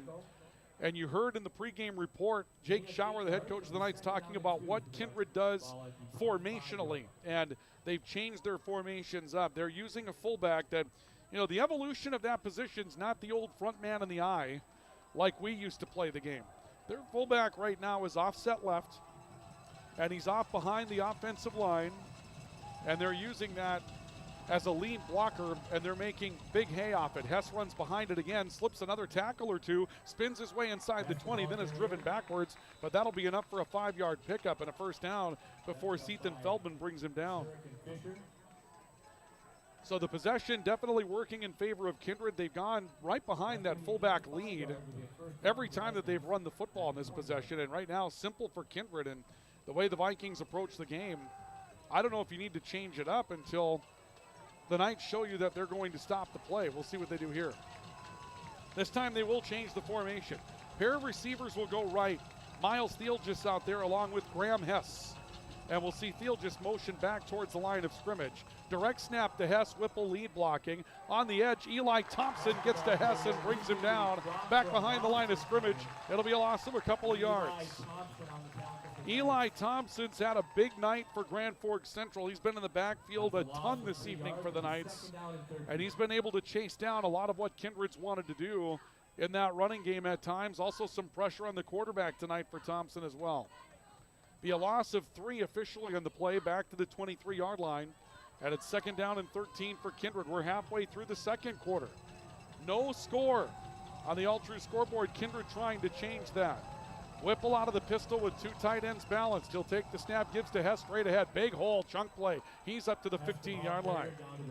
Gain of 8 yards on the play for Sawyer Hess before he's brought down by Tyson Vanyo. And a big 3rd down, maybe 2-play sequence coming up here for Kindred. Coverage tonight brought to you by PS Garage Doors, where the PS stands for perfect service. It also stands for painless shopping. You can find painless shopping in their warehouse, 4733 Demers, on the other side of the I-29 overpass in Grand Forks. PS Garage Doors bringing you our matchup tonight. 3rd and 5 for Kindred. They'll overload their offensive line left. Tight end that way, now 2 tight ends that way, unbalanced. They find Hess, are trying to turn the corner. It's Theelgis rather. Theelgis running inside the 5. It is clipped down at around the 4-yard line by Brooklyn Bruce. Another goal to go situation coming up for Kindred. 12-yard pickup for Miles Theelgis. And it's 1st and goal for Kindred at the Grand Forks Central 3. Well-designed play. They had 2 tight ends off on the left. They spread back to the near side and brought Luke Starcevic out there to overload the line, ran right behind it. And 1st and goal for Kindred from the central 3-yard line. Whipple, men to his right and left in the backfield. Starcevic, shuffle step motion back to the left side behind the guard. He gives the ball away to a big play by Miles Theelgis, who dives into the end zone for a Kindred touchdown. And this time, it's going to stand. Miles Theelgis gets in from 3 yards out, and Kindred will take a 6-0 lead with 4:16 left to go in the second quarter. A very impressive drive for the Kindred Vikings, and they got it done with the running game. Didn't have to chunk it over the middle of the field. Baco, a couple of catches to loosen things up. That's really all it took. And now we'll see Graham Hess coming on for the extra point opportunity for Kindred. So the Vikings try to dot the I and make it a 7-0 lead. Good snap, hold down, kick on its way. That one towards the right upright, but he got it in. And it's 7-0 in favor of the Kindred Vikings. We have a timeout on the field here at Cushman Field. The Knights are in, well, a place where they've got to chase the scoreboard early, and Kindred draws first blood. 7-0 Vikings on the Rivards Turf and Forage, Grand Trailer Sales Sports Network, and KNOX Live Sports. And we're back with more in a moment. Do stay with us. Signature Graphics in East Grand Forks is your one-stop shop for all your branding and design needs. From embroidery, vinyl wrapping, laser print, and more, fully customized from start to finish, all in-house. Signature Graphics. We craft your vision. You watch it come to life.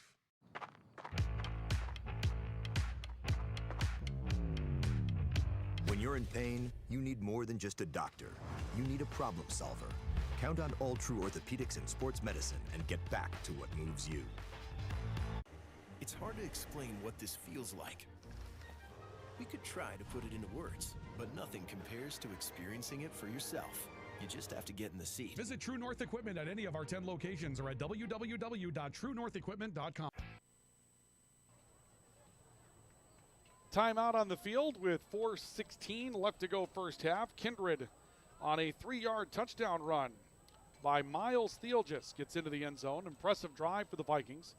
They use the running game to their advantage. Sawyer Hess out to 70 yards rushing in the opening half. And the Vikings take a 7-0 lead over Grand Forks Central as Kindred will kick the ball away. And Central will get it back. They've got all 3 of their timeouts remaining. Kick away. End over end, shallow, Brooklyn Bruce from the 15. Bruce faking a reverse, tripped up and down, somersaulting his way to around the 19-yard line. So they fake up the reverse and nobody biting on that. And a good stop made by Kindred on special teams that will bring the Knights to a starting point of their own 18-yard line. Well, Central did come up with one big play in the opening half, a 31-yard throw to Brooklyn Bruce that got things going in the right direction, but that drive stalls on a direct snap to Naz Fisher, who put the ball on the ground, and Central's had a tough first half. They've turned it over twice, and then that 4th down and 1 play, you think Fisher is going to be able to get a yard, but ball goes through his hands on the snap. And the Knights really didn't get an opportunity to see if they could continue that march. Ledegee's back in as the quarterback. Fisher, near side, looking for a hole to run through. Spins his way down to the 22, short gain of about 2 yards.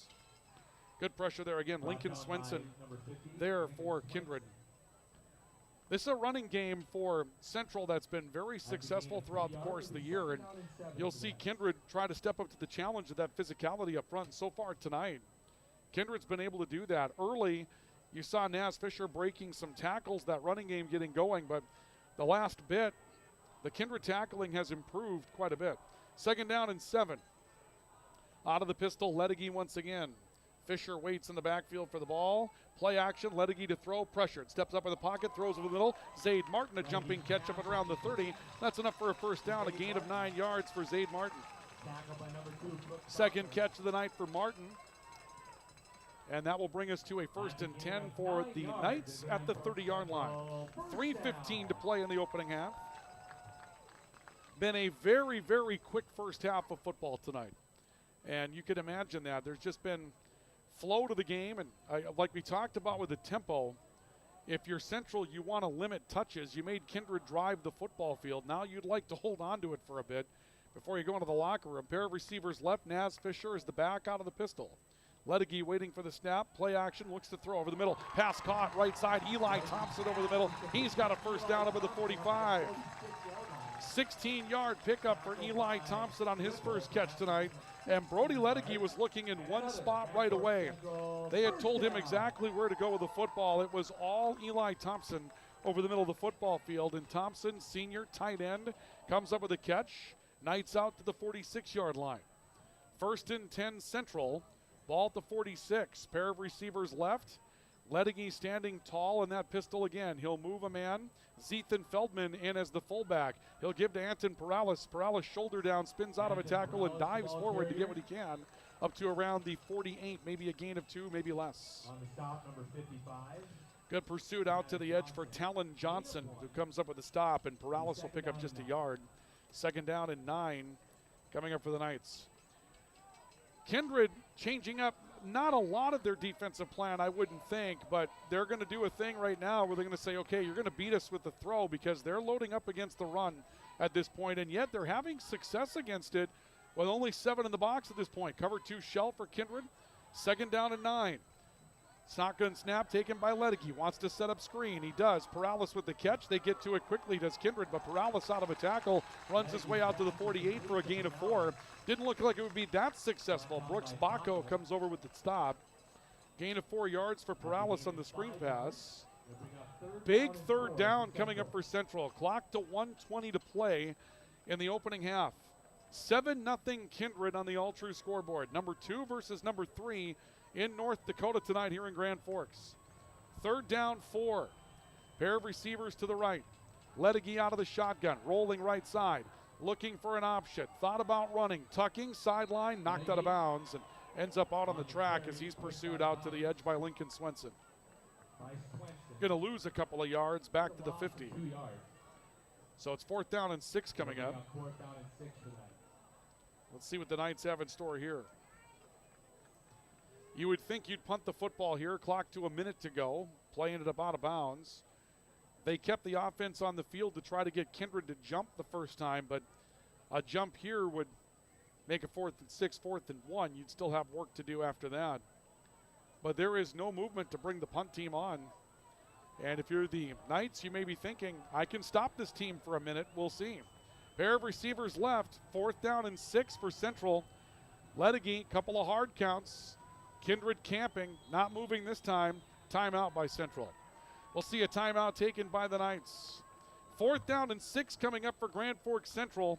Right now, the Knights down 7-0 to Kindred. We have a timeout in the field. Timeout for Apex Apparel and Big Jim's Tire. We're back with more next on the Rivard's Turf and Forage Grand Trailer Sales Sports Network and KNOX. Spray Advantage of Grand Forks carries everything you need for the chemical and fertilizer application on your farm. Pumps, tips, and tanks from 3 gallons all the way up to 10,000 gallons on hand. They can help with parts and accessories for the fertilizer and tillage equipment on your farm too. SprayAdvantage.com. Apex Apparel is your quick turnaround apparel and promotional item shop in Grand Forks. If you're looking for direct-to-garment printing, embroidery work, or a huge selection of promotional items, come to Apex Apparel, your locally owned, family-run, quick turnaround apparel shop in Grand Forks. The Ski and Bike Shop proudly supports our local high school athletes on the field, the court, and beyond. Just like sports, adventure starts with the right gear. The Ski and Bike Shop, where your next adventure begins.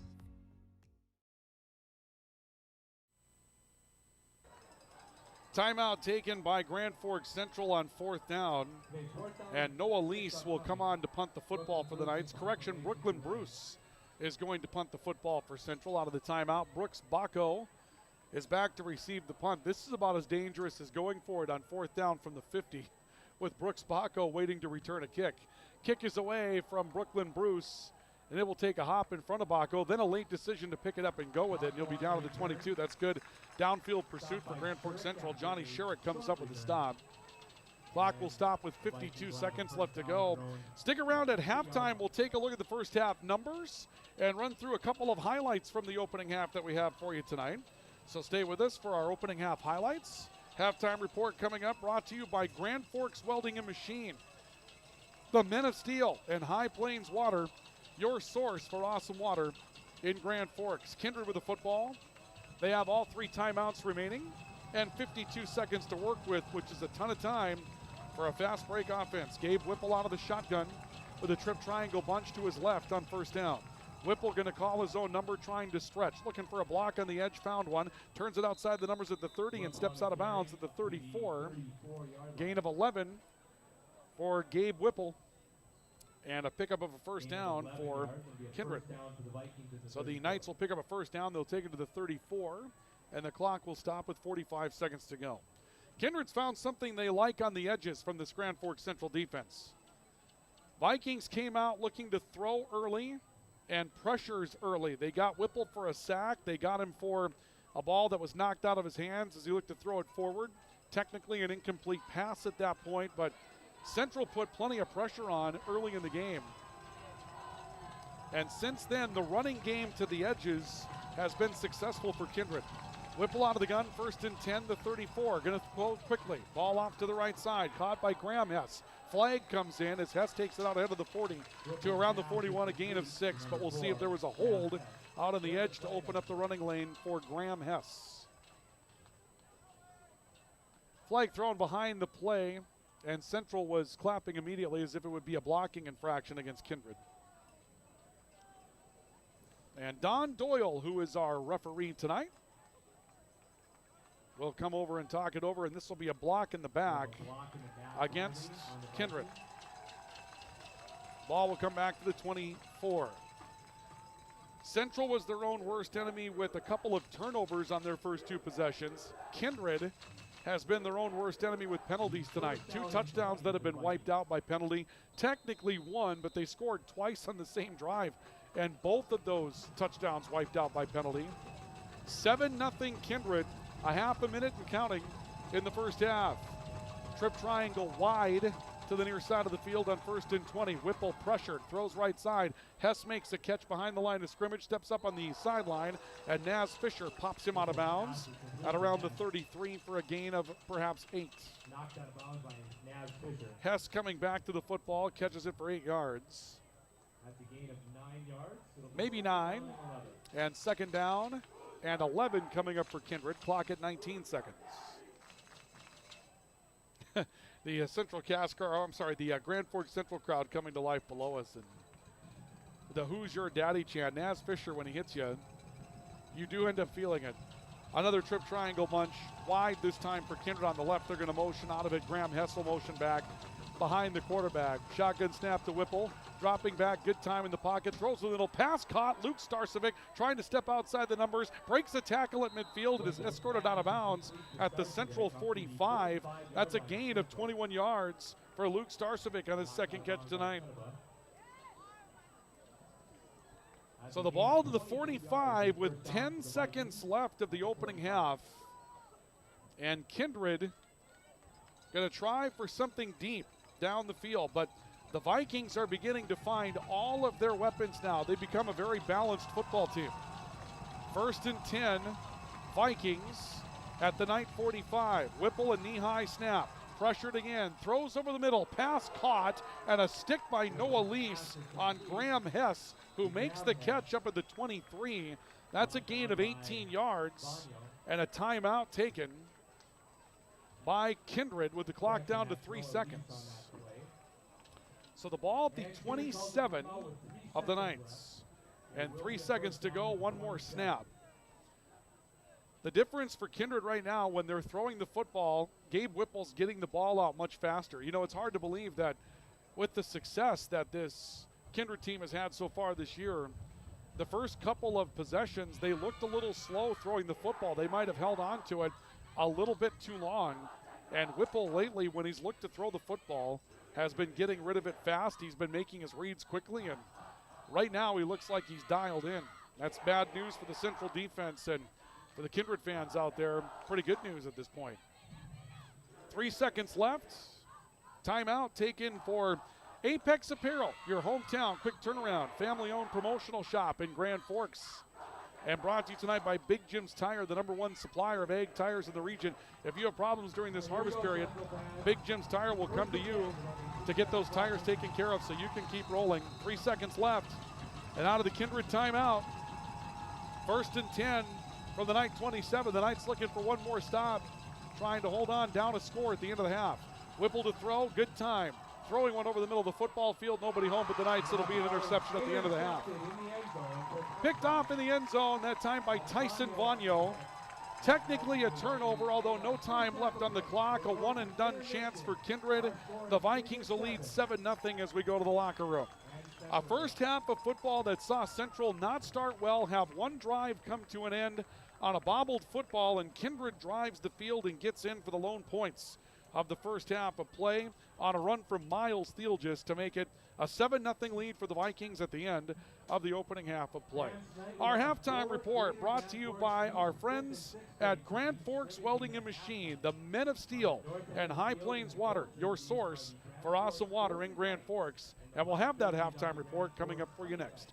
This is our coverage of high school football on the Rivards Turf and Forage, Grand Trailer Sales Sports Network, and KNOX Live Sports. We're back with more next. Spray Advantage of Grand Forks carries everything you need for the chemical and fertilizer application on your farm. Pumps, tips, and tanks from 3 gallons all the way up to 10,000 gallons on hand. They can help with parts and accessories for the fertilizer and tillage equipment on your farm too. SprayAdvantage.com. Apex Apparel is your quick turnaround apparel and promotional item shop in Grand Forks. If you're looking for direct-to-garment printing, embroidery work, or a huge selection of promotional items, come to Apex Apparel, your locally owned, family-run, quick turnaround apparel shop in Grand Forks. The Ski and Bike Shop proudly supports our local high school athletes on the field, the court, and beyond. Just like sports, adventure starts with the right gear. The Ski and Bike Shop, where your next adventure begins. Rust, salt, and time are the biggest enemies for a fuel tank. Never fear, because Grand Forks Welding is here to take care of your enemies for you. We not only fix or patch your tanks, but we can custom fabricate any kind of replacement fuel tanks or service unit. Go to GrandForksWelding.com. Your family deserves clean, filtered water. High Plains Water offers Millennium Drink Water System, which delivers great-tasting water and also eliminates harmful impurities. Professionally installed and maintained by High Plains Water of Grand Forks. See them at highplainswater.com. Big Jim's Tire is the area's #1 farm and ag tire supplier, and with harvest here, you want the best. Best tires, best service, and Big Jim's will get it done fast to get you moving again. Big Jim's Tire, Grand Forks. Today, the PS stands for proper service for your home, farm, or business, which is what you'll get from the team at PS Garage Doors in Grand Forks. Whether you need a door fixed or just thinking about replacing what you already have, get your proper service at psgaragedoors.com. Nothing feels or performs better than a properly fitted golf club. Whether it's irons, driver, or putter, call us today for your free club fitting. For over 30 years, the Golf Center in Grand Forks has been your club fitting leader.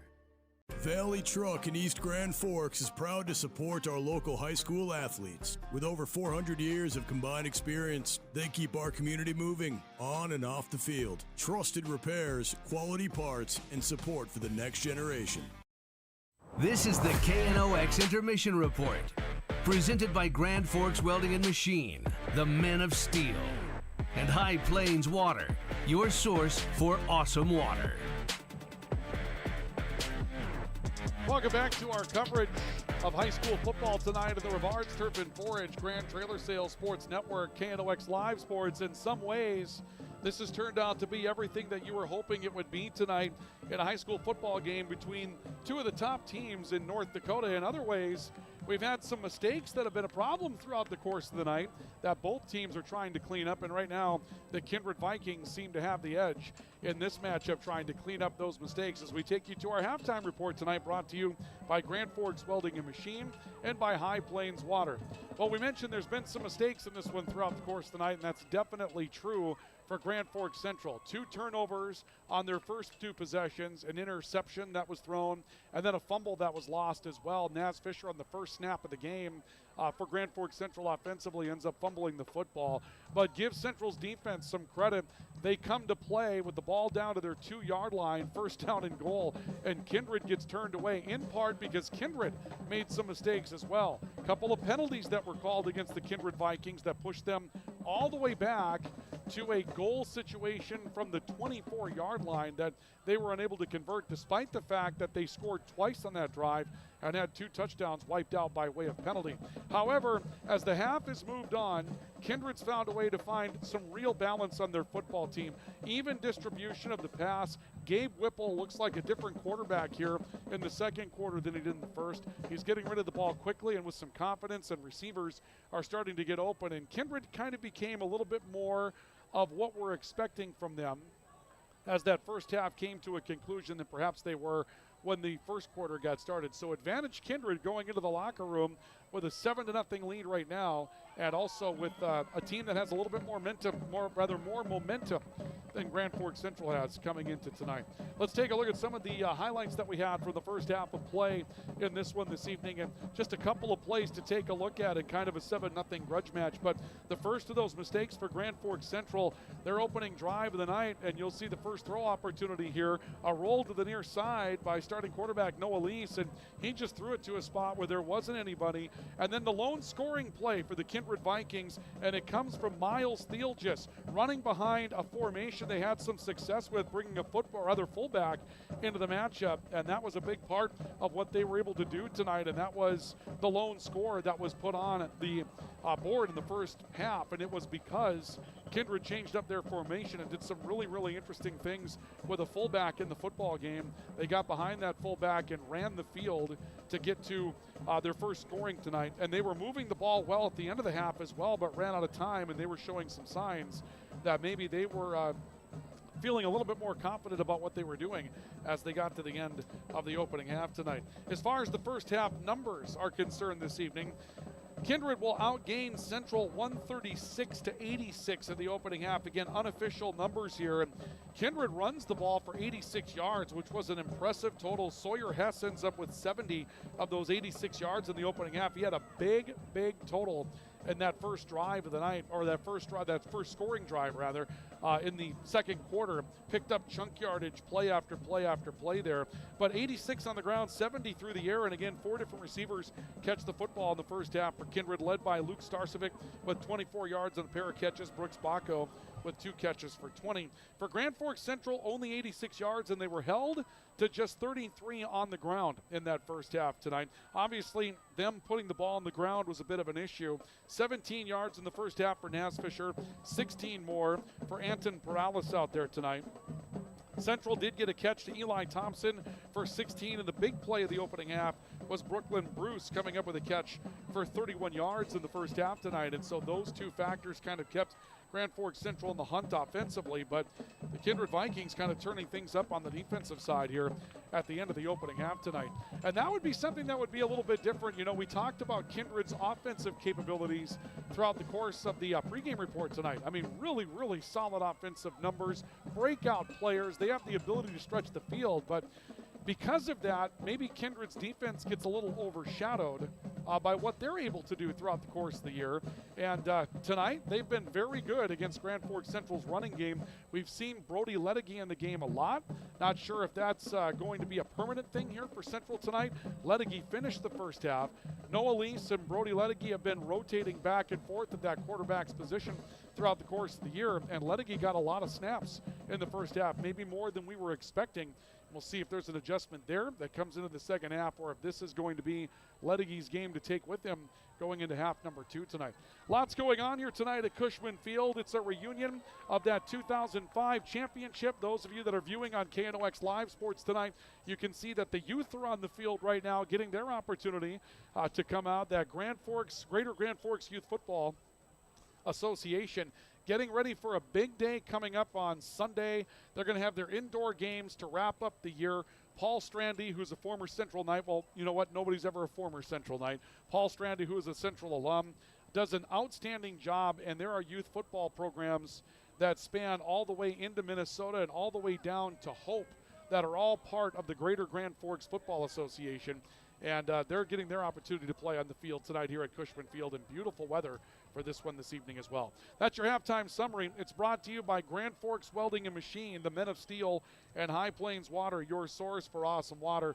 Good first half offensively for Kindred. They clean up a couple of mistakes, and right now they have a 7-0 lead on Grand Forks Central as the teams head to the locker rooms. We have more of our halftime report on the way, and we'll get ready for second half action here at Cushman Field tonight next as we continue along with our coverage of high school football on the Rivards Turf and Forage Grand Trailer Sales Sports Network, KNOX Live Sports. We've got more from this matchup in just a couple of moments, so do stay with us. Pro Ag in Grand Forks and Grafton carries the equipment and parts on hand to make your farming operation run smooth. They carry all major brands like Honeybee, Alloway, Amity, Artex, Hardy, Capello, Monosem, Pickett, Blue Rich, and Black Ace. So whether you're trading in, buying, or just need parts, go to ProAgEquip.com to see everything Pro Ag has to offer.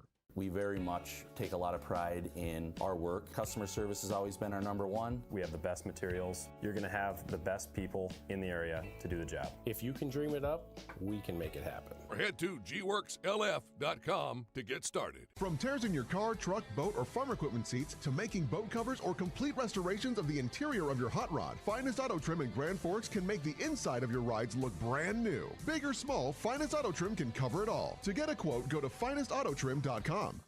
It takes attention to detail. With your local Bryant dealer, you're getting someone who pays attention to the little things that make a big difference. And to keep your family cool this summer, it takes Bryant. Connect with Thermal Air today, your Bryant certified dealer. In Grand Forks, it's about more than just where you live. It's about the people you trust when life happens. At Logan Karski State Farm, we're proud to protect what matters most. I'm Logan Karski with State Farm, and we'd be honored to be your good neighbor. When the lights go out, count on the pros. Bergstrom Electric in Grand Forks, the area's largest full-service electrical contractor. From commercial builds to homes, they're trusted for quality, safety, and award-winning work. Call today, 701-775-8897. When you need the right part for your pickup, head to Northwood or call Mike's Custom Truck. Amanda will drop ship any part you need. Turbos, upgraded fuel pumps, Edge products, and more. Mike's Custom Truck, 587-6335. Nelson Auto in Grand Forks is proud to sponsor area athletics. We know the value of a good team, and we'd like to invite you in to meet our team. See how our team takes care of you and your family. Nelson Auto in Grand Forks, home to Ford, Chrysler, Dodge, Jeep, and Ram.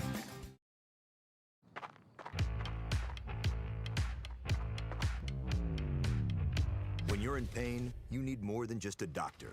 You need a problem solver. Count on All True Orthopedics and Sports Medicine and get back to what moves you. This is the KNOX Intermission Report, presented by Grand Forks Welding and Machine, the Men of Steel, and High Plains Water, your source for awesome water. Welcome back to our coverage of high school football tonight on the Rivards Turf and Forage Grand Trailer Sales Sports Network, KNOX Live Sports this evening. We are at Cushman Field getting ready for the start of second half action between the Kindred Vikings and the Grand Forks Central Knights this evening. It's been fun to have you along with us here tonight as we make our way into the middle of the month of October that we have for you here tonight, and a big matchup between number 2 and number 3 in North Dakota. Want to thank High Plains Water, your source for awesome water in Grand Forks, and Grand Forks Welding and Machine, the Men of Steel, for bringing you our halftime report coming up tonight. Well, I know it's hard to believe, folks, but for those of you that are in the greater Grand Forks area, we began to get our winter sports schedules put together this week. And believe it or not, we're about 3 weeks away from hockey. It's girls hockey, and it's in Minnesota, but I believe the first date for East Grand Forks Green Wave girls hockey is November 7th. We'll be getting into that season really quickly. The ice is in down below us at Eagles Arena. You get that smell of a hockey arena when you come in for a football game tonight, and so we're definitely going to be making a transition going over from the fall into the winter, and they'll kind of commingle for a while in there. But this week, we've got more sports coming up. Fargo North, Grand Forks, Red River, they'll play at Red River High School right over there, I guess it would be. That'll be North and Red River coming up on Tuesday night in volleyball. And then this week on Thursday, due to Teachers Convention, Grand Forks Red River is going to play a day early. Fargo South will come here on Thursday night. We'll have that matchup for you coming up on KNOX Live Sports on Thursday as well. So join us for that coming up this week. And Teachers Convention getting ready next week. So for those of you that are around the school systems, those of you with kids in school getting ready to do some family things next week for Teachers Convention, want to say that we hope you have a great trip, or we hope you have a great couple of days off before we get ready for the second half of October and get ready to start running through it to the next things that we have coming up here. But yeah, I mean, getting ready for hockey coming up at the end of the season. I mean, you'd think you'd have to get to an end of the season in order to get ready for hockey, and that's not the case at all. Hockey's about to get started. And in Grand Forks, as they say, it's always hockey season. Central and Kindred getting ready to start their second half festivities tonight. And we'll see what adjustments are made by either team. For Kindred, they seem to have things figured out at the end of the opening half. For Grand Forks Central, I keep saying Central Cass, I apologize, folks. For Grand Forks Central tonight, really what it's going to take for them is to try to find a way to handle the football cleanly. They've had some problems tonight. Ball on the ground, that very good scoring drive or opportunity to score that was wiped out. 4th down and 1. Ball goes through Naz Fisher's hands. Good news, Brooklyn Bruce making a big catch tonight, and the receiving game's been good. The other part of this for Central will be who's going to be the quarterback. Noah Lease threw that interception his first of the year on that first possession, and we saw a lot of Brody Ledecky as the second half wound away. Kindred will kick the football to Grand Forks Central to get the second half started. And Trey Clausen and Brooklyn Bruce will go back to receive here tonight. Want to thank Devin Walkenfoos, who's got our videography work tonight. We had an illness that came into play with one of our cameramen. We had a trip that came into play with another. And we were kind of scrambling, and Devin Walkenfoos at the last moment stepped forward and said, hey, I can do that tonight. And it was great to have him step in, and he's done a really nice job pinch hitting in that position tonight. As we bring you second half coverage, Kindred set to kick it away. And the kick is away. Very short approach to the football for the Kindred kicker from the 14-yard line. Ball taken by Trey Clausen, looking for a hole outside the numbers at the 30, and spun out of bounds at about the 32. Maybe the 31, and Central will take over at the 31-yard line. All right, let's see what the Knights decide to do offensively, and it's Brody Lettigame that's going to come out onto the field. Noah Lease was in on the conversation as well, checking out his play card, but the Knights are going to send Brody Lettigame out to start the second half. Lettigame, a sophomore quarterback, had a good battle throughout fall camp with Noah Lease for that starting job. Lease got the nod, but both have played throughout the year, and Lettigame getting the lion's share of work here tonight. First down and 10, out of the pistol. Naz Fisher is the back behind Lettigame. Fisher will get the carry. Looking left side, trying to find a hole, broke a tackle, broke another straight forward, pummels his way, and the ball came out again. He's out at the 41-yard line and down before the ball came loose. Getting back to the ball was the center, Ryder McNally, coming up the field to recover it, but it's an 11-yard pickup for Naz Fisher. Last week, when Central had some trouble offensively against Wahpeton, had a couple of drop passes, that type of thing, they went right to work with Naz Fisher establishing the ground game out of the locker room, and he tore it up in the second half, and Central might need a little bit more of that here tonight on first down and 10. Lettigame waiting out of the pistol. Pair of receivers to the right. Fisher, counter play, trying to come outside. Puts a sidestep on and pushes his way across the 45 and down to around the 46. Gain of about 5 yards. An aggressive sidestep against some defensive pressure from Miles Thiel just out of the linebacker core. Brought down by Starcevic, but that's a 5-yard pickup for Naz Fisher. And a second down and 5 for the Knights. I think the Kindred crowd got a little listless on that play as well. Central had some hands on some blocks. Kindred got penalized quite a bit in the first part of the game, and so they're going to be watching that rather closely if you're a Kindred faithful tonight, if you will. Out of the gun, Lettigame on second down and 5. He'll give to Fisher again, looking for a counter on the right side. Gets hit, but the pile keeps moving him, and he'll step out of bounds at around the 48. Lead block supposed to come from Sawyer Harlow. Didn't quite get out to seal up the edge on time. And Fisher will be out of bounds at around maybe the 47 for a gain of 2. This is a big third down play for Grand Forks Central. They're going to put it down. It'll be just a gain of 1. So here comes a third down and 4 for the Knights.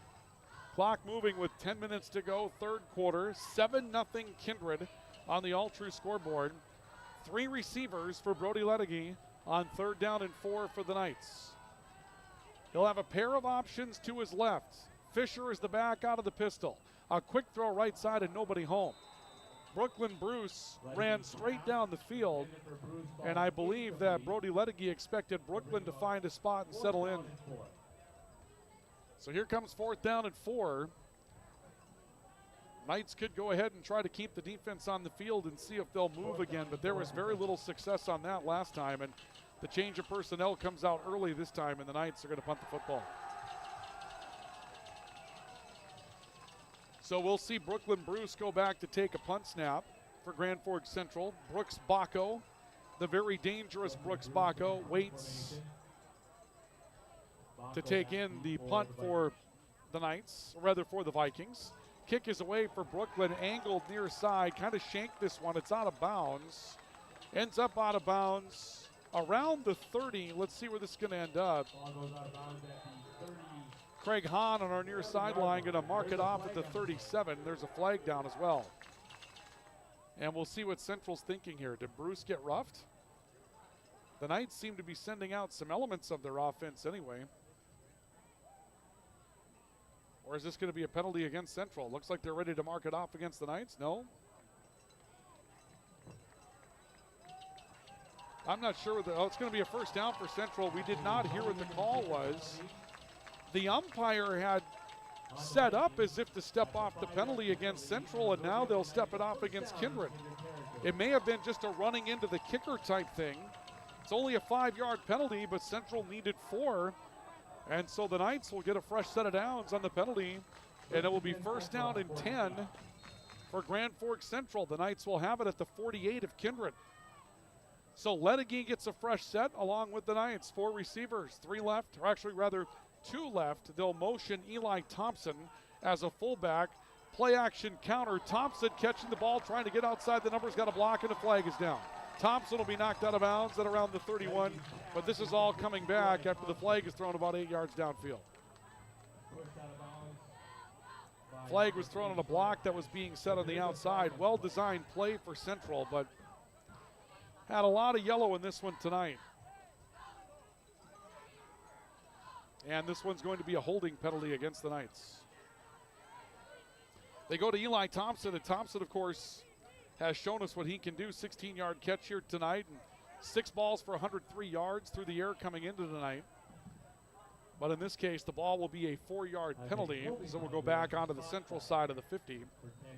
Be first down and 14 coming up. Another penalty against Central. Again, they have been some of their own worst enemies in this one so far tonight. First down, 14 for the Knights from their own 48. 3 receivers again, Twins left. Ledecky waiting for the snap, has it. Fisher, left side behind Eli Thompson. Trying to find a hole, not much there. Stacked up as he got to midfield and driven back. Maybe a yard for Naz Fisher. Everybody all over that one, and it looked like the charge was being led by Luke Starcevic on the defensive end position. So 2nd and 13 coming up after Fisher picks up a yard. Again, Kindred's defense, like we mentioned in our halftime, that may have been the overlooked factor coming into this one tonight. We talked about Kindred's offense versus Central's defense, and the Viking defense against the run has been very good tonight. 2nd down and 13. Snap taken by Ledecky, looking to throw right side. Zaid Martin on the out route, but he's caught and dropped immediately. No gain on the play. Stop made by Miles Thielgis, who was all over Zaid Martin and brought him down right at the line of scrimmage. So it'll be 3rd and 13. And now Jake Schauer, who's got his hands on his hips down on the sideline right now, knows this is a key moment in the football game for Central. You haven't had an opportunity to run the middle. Your stretch plays have been caught rather quickly. If you're going to stretch the field, it's going to have to be over the middle, and that's a dangerous place. 3rd down, 13. 3 receivers, Twins left again for Brody Ledecky. Naz Fisher is the back for Central. Ledecky dropping back, surveying the field, stepping up in the pocket, going to run with the football over the middle, got to the 45 and is down at around the 44. Ledecky will pick up 7. And we'll see a 4th down and 7 coming up for Central. And the punt unit's going to come out again for the Knights. So Central changing out personnel. Brooklyn Bruce will come onto the field. This one has developed a routine and a rhythm, and I wonder if Jake Schauer would look at this moment as the opportunity to turn Brooklyn Bruce loose on a fake. 4th down and 7 from the Kindred 45. High punt snap to Bruce. He's going to kick it. Nearly got blocked. Line drive kick. Baco with a running start towards a return is knocked out of bounds just ahead of the 20 at around the 22. So Kindred will take over with the football. 1st down and 10. Their own 22, perhaps 23-yard line. 7-0 Vikings on the All True scoreboard. Scoreboard updates brought to you by All True. Regular screenings with All True's care team can detect illness before symptoms begin. Stay in the game of wellness. Schedule an appointment. Visit alltrue.org or call 780-5000. First time for the Vikings to touch the football here in the second half, and they had a rhythm going behind Gabe Whipple throwing the ball well and Sawyer Hess running it well at the end of the opening half. They go back to their fullback formation. Fullback offset to the right. Whipple out of the pistol, takes the snap. Hess, stretch play to the right side. Hess gets outside. All kinds of flags come out on the right. Eli Thompson apparently held by Luke Starcevic, and now 2 more flags come in at the end of the play. Was there a late hit on the far side of the field? The initial flags will surely go against Kindred, but the late flags on this one may go against the Knights. And like we mentioned, there's been a lot of yellow cloth on the turf tonight. Don Doyle is our referee. And let's see what the calls are going to be. Holding against Kindred, and a personal foul face mask against against Grand Forks Central. Offset him, and let's play first down again. Okay. So first down and 10. And obviously you got to flag everything. The hold out there, it did look like Eli Thompson was trying to turn. Luke Starcevic got a hold of him. We couldn't see what happened over on the far sideline, but you don't know what the first flags are about. You got to call the next one, right? So 1st and 10. We'll do it again. Whipple again. Fullback to his right, or just straight backs now in the backfield to his right and left. He wants to call his own number. Slips the tackles. He attacks the middle of the field and now steps outside the numbers. He's down the near sideline, the 30, the 20, and knocked out of bounds on the near side of the field by Trey Clausen at around the 20-yard line of Grand Forks Central. Quick hitter for Gabe Whipple, calling his own number. The American Family Insurance Tyler Nagel Agency replay. Here it comes. Whipple just found a little hole off left guard, slipped one tackle, and he has a burst of speed. And look at the afterburners come from the quarterback for the Kindred Vikings. And the Vikings are in business now. To the 20-yard line. Big run for Whipple. I believe he's going to pick up 58 yards on that run. And it'll be 1st down and 10 for Kindred from the Grand Forks Central 20. Shotgun snap, Hess up the middle, another big gaping hole. He breaks a couple of tackles and spins his way to the end zone for a touchdown. And Kindred takes a 13-0 lead. Time of the touchdown will be at 6 minutes, 48 seconds of the third quarter. And here's more physical running from Hess and the Kindred Vikings as we get another look on the American Family Insurance Tyler Nagel Agency replay. Hess up the middle, broke a tackle there, spins out of another and finds his way into the end zone for the touchdown. And a quick score for Kindred as Hess goes in from 20 yards. The extra point opportunity coming up from Graham Hess, trying to dot the I again. High snap, but the hold is down. Kick looks like money. It's good. 14-0.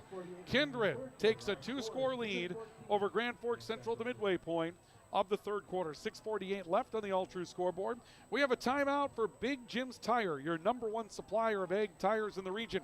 And for Apex Apparel, your hometown quick turnaround, family operated. Promotional shopping, Grand Forks. More high school football next on the Rivards Turf and Forage, Grand Trailer Sales, Sports Network, and KNOX. Open all year round to the public, Eagles Crest offers space for holiday parties and family get-togethers. And of course, daily specials, appetizers, and all your favorites, including Sunday brunch buffets. Come in for the view and delicious meals at Eagles Crest Grill. When the lights go out, count on the pros. Bergstrom Electric in Grand Forks, the area's largest full-service electrical contractor. From commercial builds to homes, they're trusted for quality, safety, and award-winning work. Call today, 701-775-8897. Ready to launch your future? At Northland Community and Technical College, opportunity starts here. Train for high-demand technical and skilled trades or start with an affordable Associates of Arts degree and transfer with ease. Visit northlandcollege.edu. Kindred will tee it up now, leading by a score of 14-0 over Grand Forks Central. A huge run by Gabe Whipple for 58 yards, and it's finished off at a 20-yard running score for Sawyer Hess to make it 14-0 Central on the kickoff return. And we see Trey Clausen breaking some tackles and is brought down hard at the 33-yard line. He broke out of a couple of tackles, and Miles Thiel just was having none of it. So the Knights will have to find their way back down the field and do something quickly, or Kindred with an opportunity to take big control of the game. Coverage of tonight's matchup brought to you by PS Garage Doors. Call 772-DOOR. That's 772-DOOR. The PS stands for perfect service. No matter the make and model of garage door, PS Garage Doors can service that garage door. PS Garage Doors. Call 772-DOOR.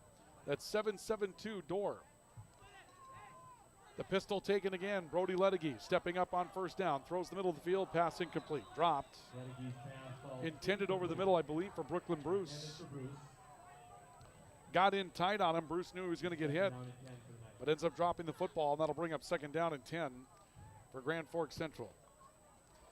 I believe the article this week said that the Knights were looking for their first 7-0 start to a football season since 1996 coming into this one tonight. But Kindred has taken a lead and put a big hill to climb to try to find that mark in the second half. 2nd down and 10.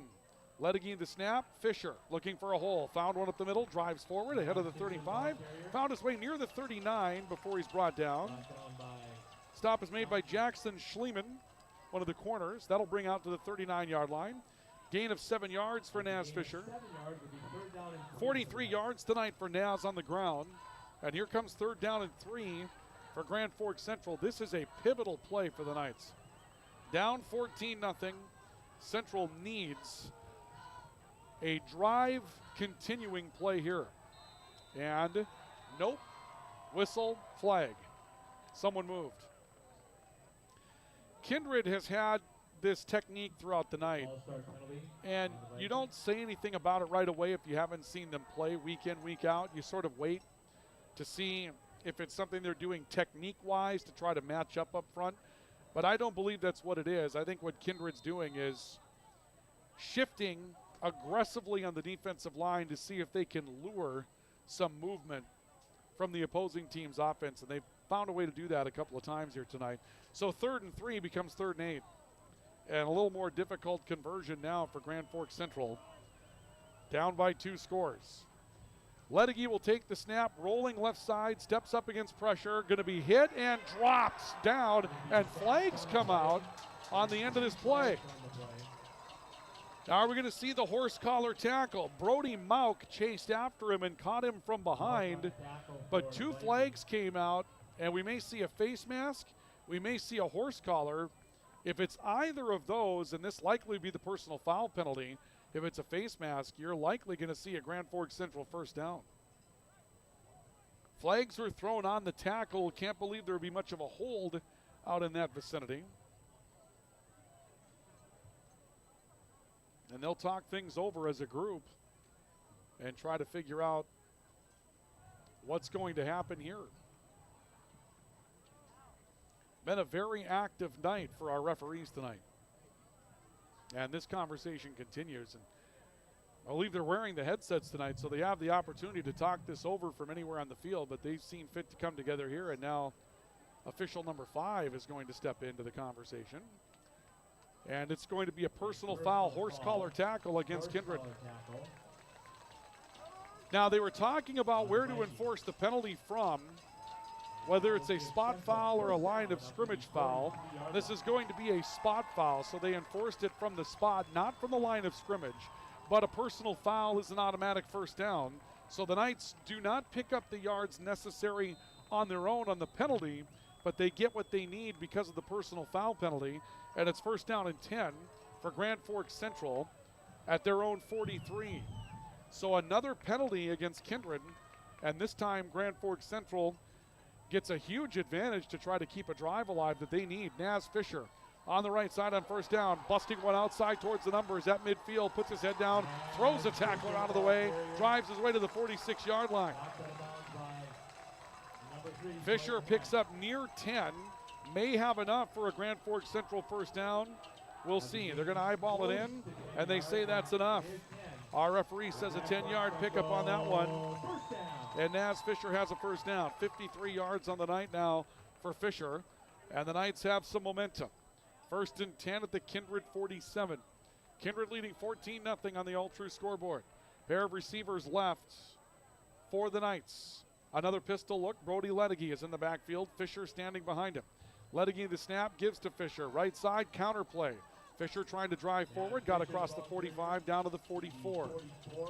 Sawyer Harlow pulling off that left guard spot, looking for the lead block out there. They've run that a lot this 2nd half. Lincoln Swenson comes over for part of the stop. Also Fisher Johnson on the tackle for Kindred. 3-yard pickup for Naz Fisher. And it's 2nd down and 7 for the Knights. Time down to 4:42 left to go here in the 3rd quarter. Kindred scoring on their first 2nd half possession to make it a 14-0 edge. Ledecky will be out of the shotgun. Eli Thompson jumping from left to right across the offensive line. Anton Perales in the backfield, spinning his way out of tacklers, then sidestepping another ahead of the 40, and he's down to the 36-yard line. Anton Perales dancing his way to 8 yards and a 1st down. Anton Perales had to do a lot of that on his own. Tanner Mengi, sophomore linebacker, comes up with the stop, but Perales just continuing to twist and turn his way through traffic, picks his way to the Kindred 36-yard line, and the Knights have a 1st and 10. Deeper inside Kindred territory. Zaid Martin back in the game for Central as a receiver. He'll team with Brooklyn Bruce on the left. Anton Perales is the back, out of the pistol. Ledecky out of the gun, and he'll send Eli Thompson to his right. It's Perales straight ahead running, head down, big burst of speed, cross the 30, drives to the 26 of Kindred. Maybe another first down for Central. It will be 10-yard pickup for Anton Perales. They'll move it officially to the 25, give him 11 on the carry. And now Central on this drive determined, beginning to open some things up in the running game. 3.5 to go third quarter. The Knights down 14-0 with the football at the Kindred 25. First and 10 for Central. Thompson again in motion. Fisher again up the middle. Oh my goodness, huge hit up the middle. And Fisher to the 24. He put a head down and just blew up Tanner Mengi at the point of attack, and Mengi is down on the field. Fisher got him hard, and Mengi goes down after a gain of just 1. 57 on the night now for Eli Fisher. And Mengi is down on the field at the 26 with the ball resting at the 24. The coaches will come out and tend to Tanner Mengi.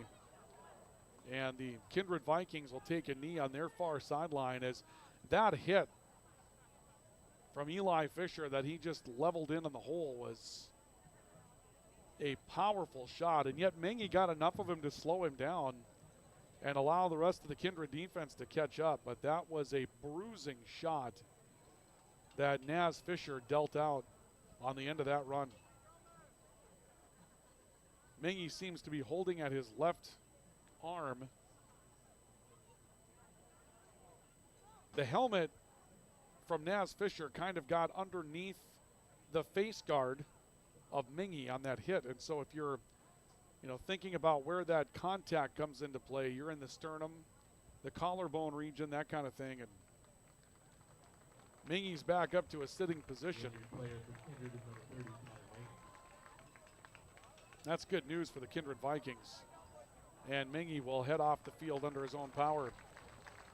That is the best result that could have come out of that situation. That could have been a whole lot worse, the way that one went down. I mean, to see that hit in real time, yeah, that hit could have been 1,000 times worse than it turned out to be. And so we're happy to see that Mengi's going to be okay. And meanwhile, play will have an opportunity to continue.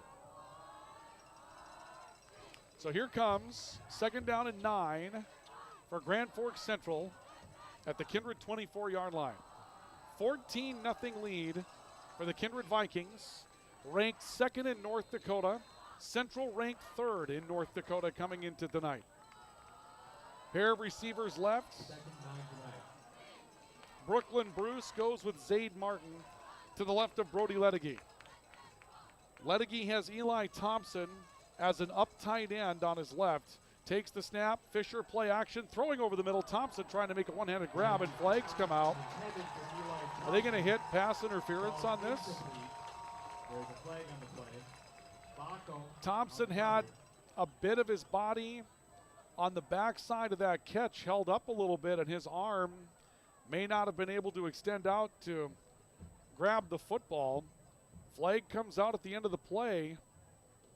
And a pass interference penalty here, I think, is half the distance if that's what they're going to call, and that's going to put Central at around the 12-yard line, and that's their call, pass interference against Kindred. So a 12-yard penalty that Grand Forks Central will take advantage of. That's a personal foul penalty on this drive. And now a pass interference penalty. Fresh set of downs for Grand Forks Central. 1st and 10 for the Knights at the Kindred 12-yard line. Central trying to cut the Viking lead in half. Ledecky out of the shotgun, a blitz. Fisher gets the football and is knocked down by his own man in the backfield for a loss back to the 15-yard line. Sawyer Harlow and Naz Fisher got tied up again, and a big bull rush from Talon Johnson, who came on the run-stopping blitz out of the linebacker core, is able to disrupt the play for a loss of 4 yards for Naz Fisher. I think in this situation, if you're Grand Forks Central, you'll have to demonstrate that you're willing to throw the football, because Kindred's going to load up against the run, especially with Naz Fisher in the backfield. Here comes 2nd down, 14. Ball just outside of the Kindred 15-yard line. Clock down to 2:10 to play and counting. Ledecky takes the snap, looking left, has some time, throws the coffin corner of the end zone. Zaid Martin tries for a one-handed grab and comes up just empty.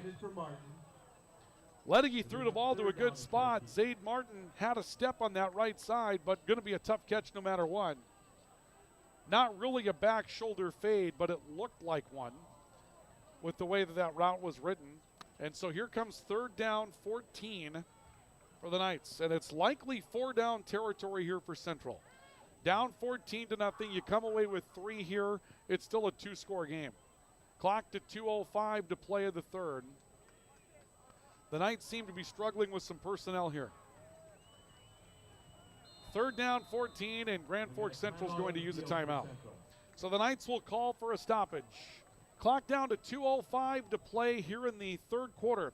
Kindred leading 14-0 on the Ultra scoreboard. We have a timeout for Apex Apparel and Big Jim's Tire.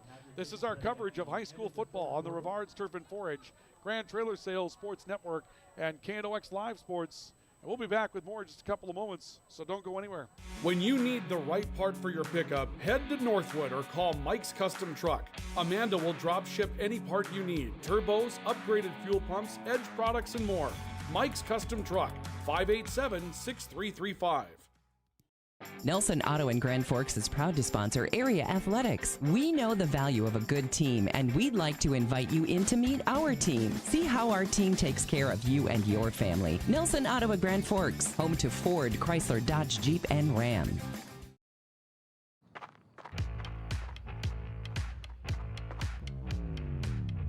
When you're in pain, you need more than just a doctor.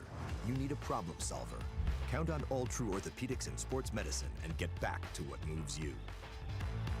Well, back quickly out of the timeout. Brody Ledecky on 3rd down and 14. Reverse. A little bit of the Philly special. Clausen throwing, picked off.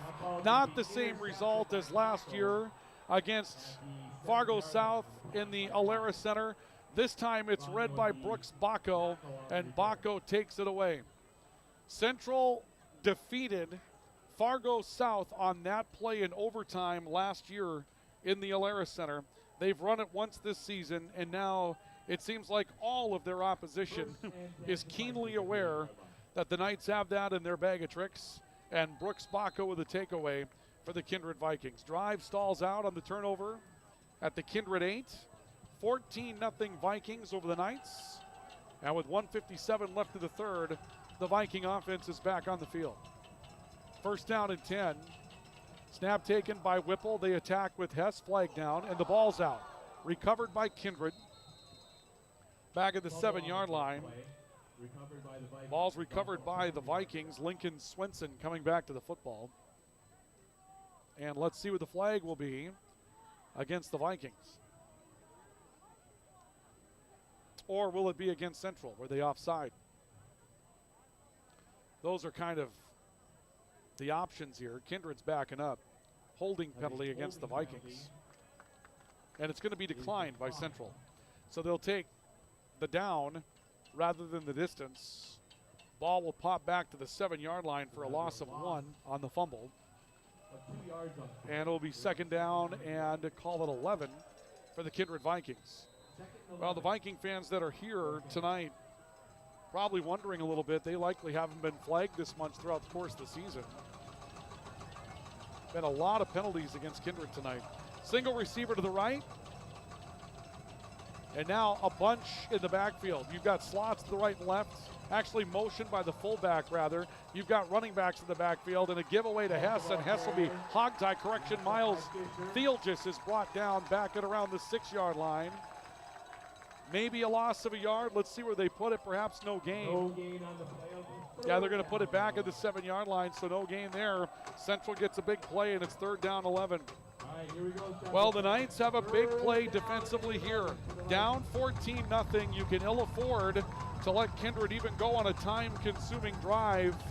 The Knight defense needs to 3 it out, and Central's crowd comes to life, trying to will them on. Whipple out of the gun. Runner to his left in the backfield on 3rd down 11.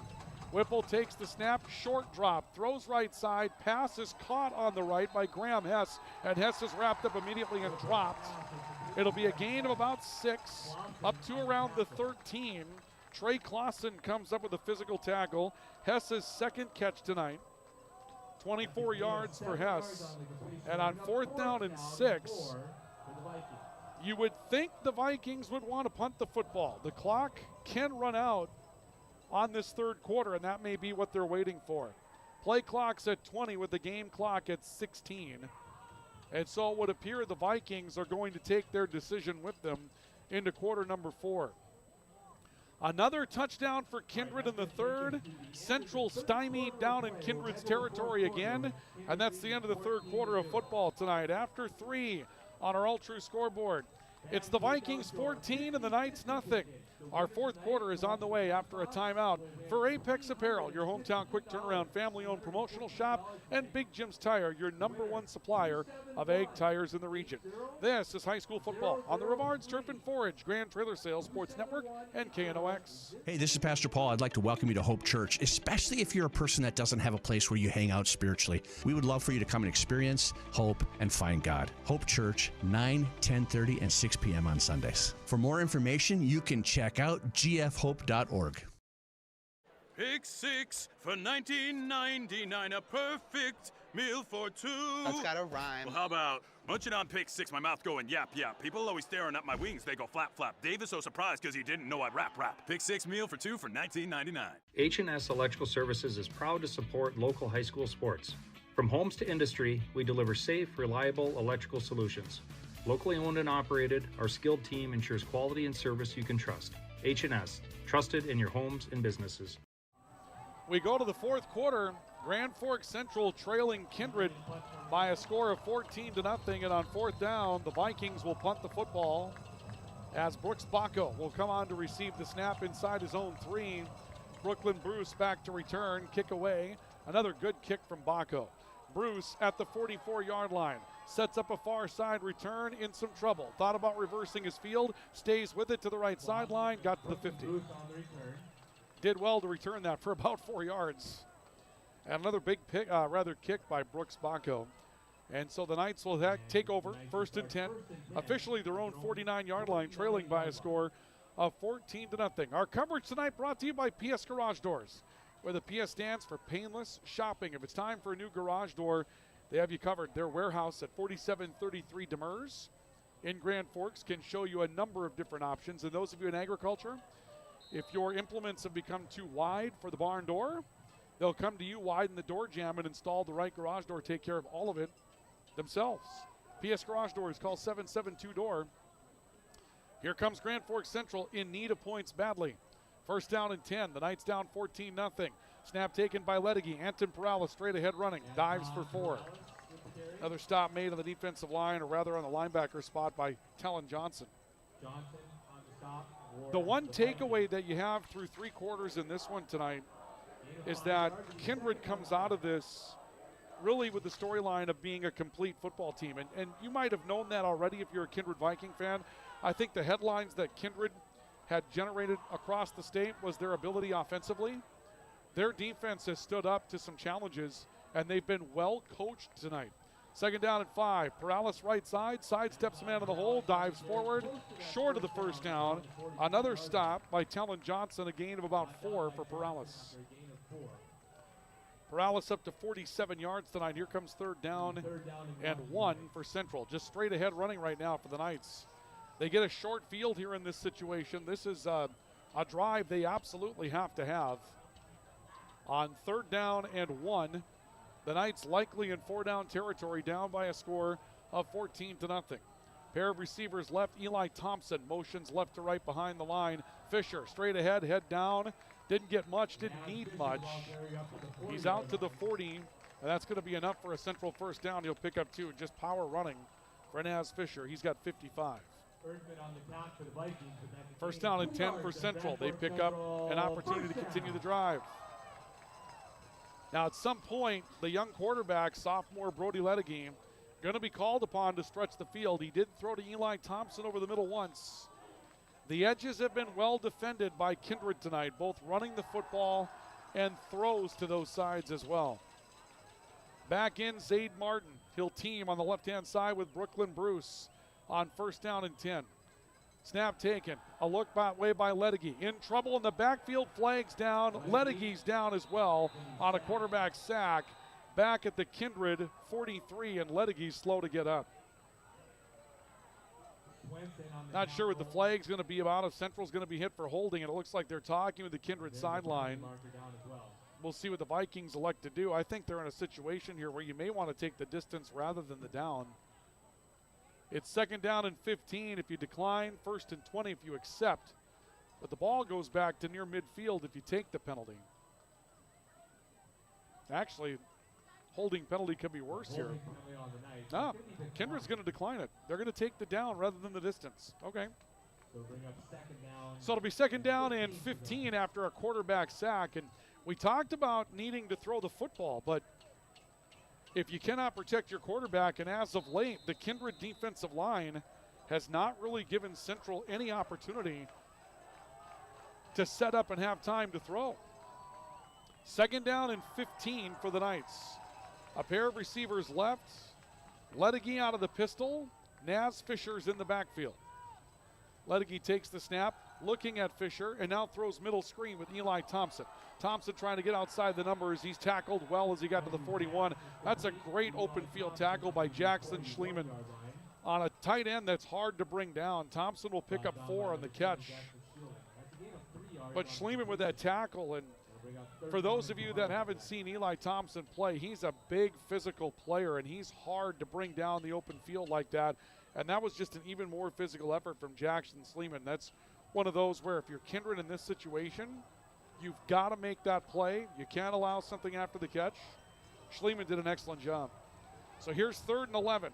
Ball just ahead of Kindred's 41. 14-0.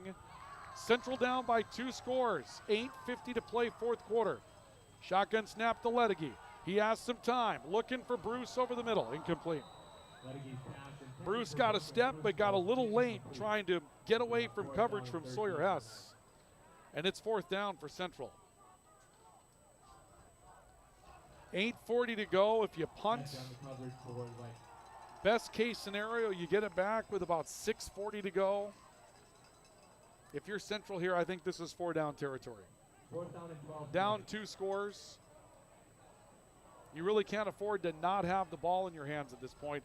We have not seen a screen pass to Naz Fisher tonight. I'm sure Central has it in their book, but they haven't brought it out as of yet.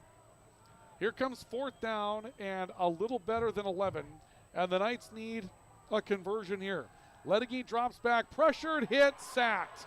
The defensive line for Kindred does it again. Luke Starcevic comes up with the first contact. Brody Mauk will finish off Brody Ledegy, and the ball will go back to Kindred at their own 47-yard line. The second half story has been the defensive line for the Vikings. They have not allowed Central to run, and they have not allowed at all Central to throw the football. So the ball back to Kindred, and now they have a chance to throw the knockout blow. 8:36 to go 4th quarter. Vikings lead by a score of 14-0. Whipple waiting out of the gun. He's got a fullback to his right, a runner to his left. He'll take the snap, wants to throw, looking left side. A little settle-in route on the right side of the field, left side of the field.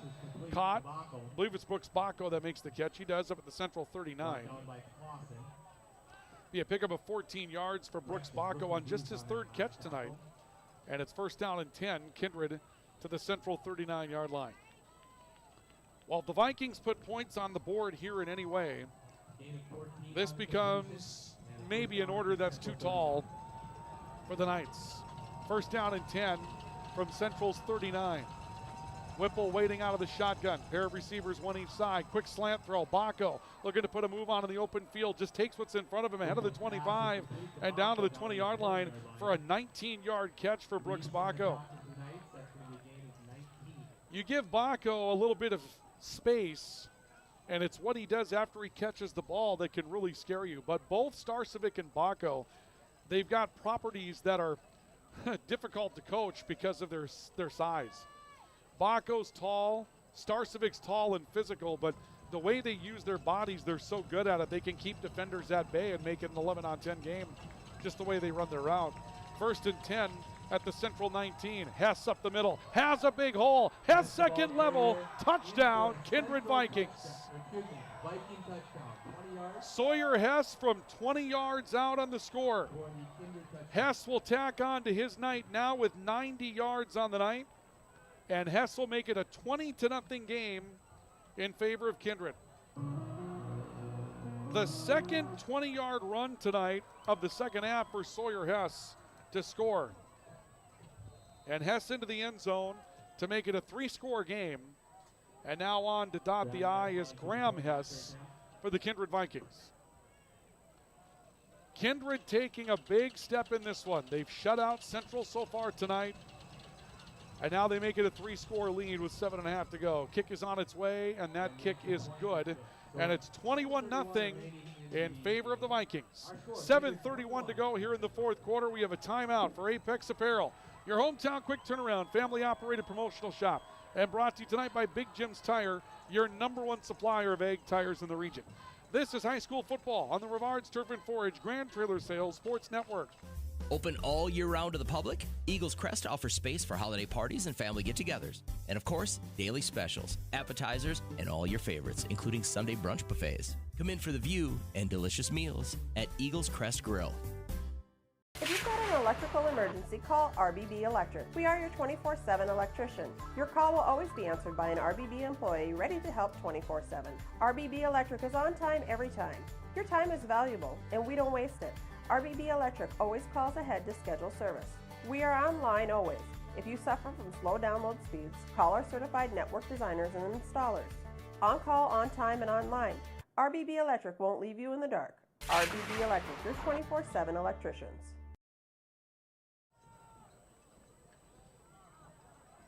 Kindred takes a 21-0 lead on the All True scoreboard tonight. Scoreboard updates brought to you by All True and the Vikings taking a 21-0 advantage in this one. Post-game report coming up tonight. We'll have the highlights from this matchup, so stay with us for that tonight. Coming up this evening, we'll get to the highlights after a short break to start the post-game show.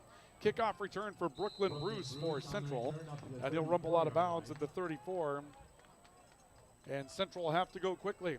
American Family Insurance, Tyler Nagel Agency replay. This is just Sawyer Hess. Head down. You can see why the 2 catches by Baco matter. Softens up the middle of the field against the run, and Hess finds his way into the end zone for a touchdown. And it's just a great 1-2 punch. Couple of throws to Baco to get you thinking. Right back to the running game up the middle. Sawyer Hess, a pair of 20-yard touchdown runs in the second half tonight. Central down, 21-0. Brody Ledecky, the sophomore quarterback, back into the matchup. Eli Thompson will motion from right to left. Ledecky to throw, screen pass towards Zaid Martin, and it's incomplete. That's the one part of the game tonight for Central where they've kind of struggled. And here's, what people are seeing right now from the Kindred defense, and this is not going to be easy to replicate, but if you're a future opponent of Grand Forks Central, what you're seeing from Kindred's defense tonight is if you make this Central team one-dimensional, that throwing dimension can be difficult. And, of course, Noah Lease hasn't been in the game since early. Not sure if he was injured or if this is just coach's decision here. Second down and 10. Pair of receivers to the right. Ledecky will give the ball to Naz Fisher. Fisher on the right side. Hit, drop just shy of the Central 40. Tripped up a little bit at the line of scrimmage by Kindred's Brody Mauk, and then number 55, Talon Johnson, who's had a huge night as a linebacker, comes up with part of the stop. Be a 3-yard pickup here for Naz Fisher, and it's 3rd down and 7 for the Knights. Clock moving under 7 to play here in the fourth quarter of football. 3rd down and 7 for Grand Forks Central. Well, if you're going to do something, you've got to have something here. Ledecky dropping back, again pressured. Runs away from it, steps up, throws the ball right side, pass caught. Tyson Vanyo head down ahead of the 50 and driving his way towards the boundary at the 47-yard line. And Vanyo will pick up 14 yards. So Tyson Vanyo comes up with a catch. 14 yards and a Grand Forks Central. And a first down for Grand Forks Central. And boy, the Knights needed that. And Vanyo getting into the act, and there's what you'll have to do if you're Grand Forks Central. demonstrating that you can throw the football. And, Ledegie not really given the task of throwing the football a lot this year for the Knights because of the way their running game is built. Now kind of feeling the pocket there, stepping up in it, maybe making a step as a quarterback by stepping up in that pocket, giving himself some time and keeping his eyes forward. First down and 10, Ledegie to throw again, this time deep ball off the back foot, and this one is through the hands and incomplete through the hands of Jackson Schliemann, the corner on the right side of the field. Or was it Whipple? It'll be Whipple that was over there on coverage. No, Schliemann was there too. It was Schliemann the first time around. We had it right. And so second down and 10 coming up for Central. Had a great battle, so as we understand it in camp, Noah Lease coming back as the senior, the experienced starter, and Brody Ledegie, the sophomore. And, if you're a football coach, that's really what you want, right? You want the understudy giving that battle there, and right now Brody Ledegie has had the opportunity to control the snaps for the Knights tonight. 21-0 Kindred, second down and 10. Fisher, left side, into a hole, down for a mild gain of 2. Kindred gets a stop up front, number 71, Teague Erdman. We saw him earlier in the game. He's given them a spell on the defensive line a couple of times tonight. Fisher with a yard pickup. And it's third down and 9 coming up for the Knights, and Fisher will come off the field. We'll see Anton Perales come into the matchup as the back. Now, the one man back there that you would expect to see still would be Carson Cutterbaugh. Haven't seen John Sherrick in the backfield as of yet tonight either. Here comes third down and 9. The pistol with Perales as the back. Ledegie waiting out of the shotgun. Has it, throwing, right side caught. Brooklyn Bruce in a seam, ahead of the 35, down to the 32. That's a first down on a 13-yard pickup for Brooklyn Bruce. 44 yards tonight for Brooklyn Bruce. Big catch for 31 yards early in the game to get the Knights moving. Clock to 5.5 to play here in the fourth quarter. 21-0 Kindred on the All-True scoreboard. The Vikings, the second-ranked team in North Dakota. Central, the third-ranked team in the state. And Kindred right now with a 21-0 lead.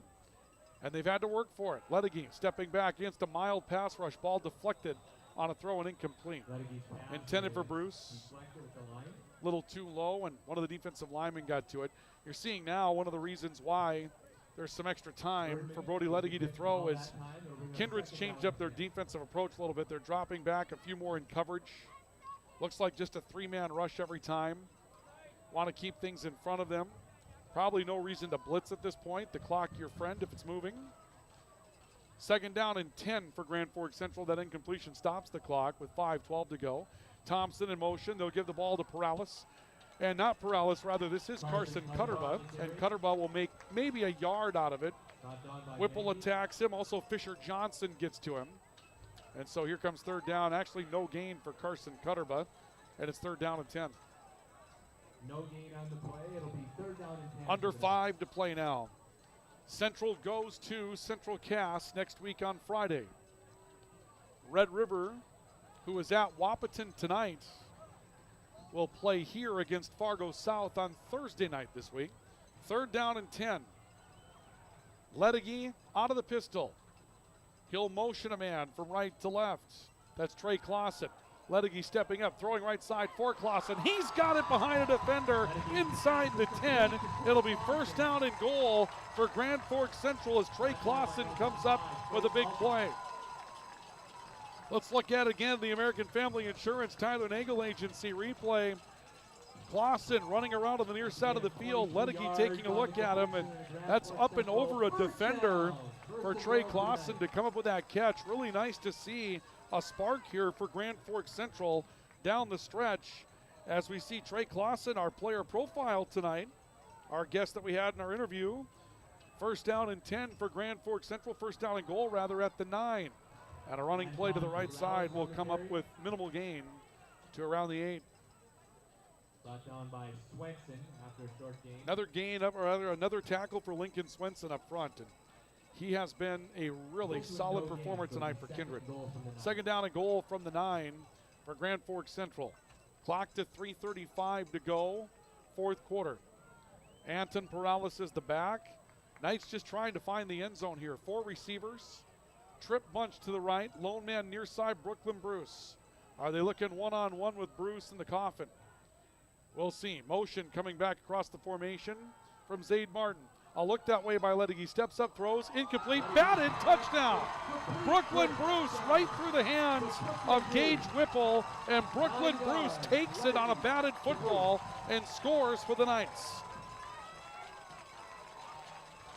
It'll go in as a 9-yard touchdown pass for Brooklyn Bruce, or to Brooklyn Bruce, out of the hands of the sophomore quarterback, Brody Lettig, and the Knights have cut the lead to 15 with a convert pending for Rylan Dobrovolny.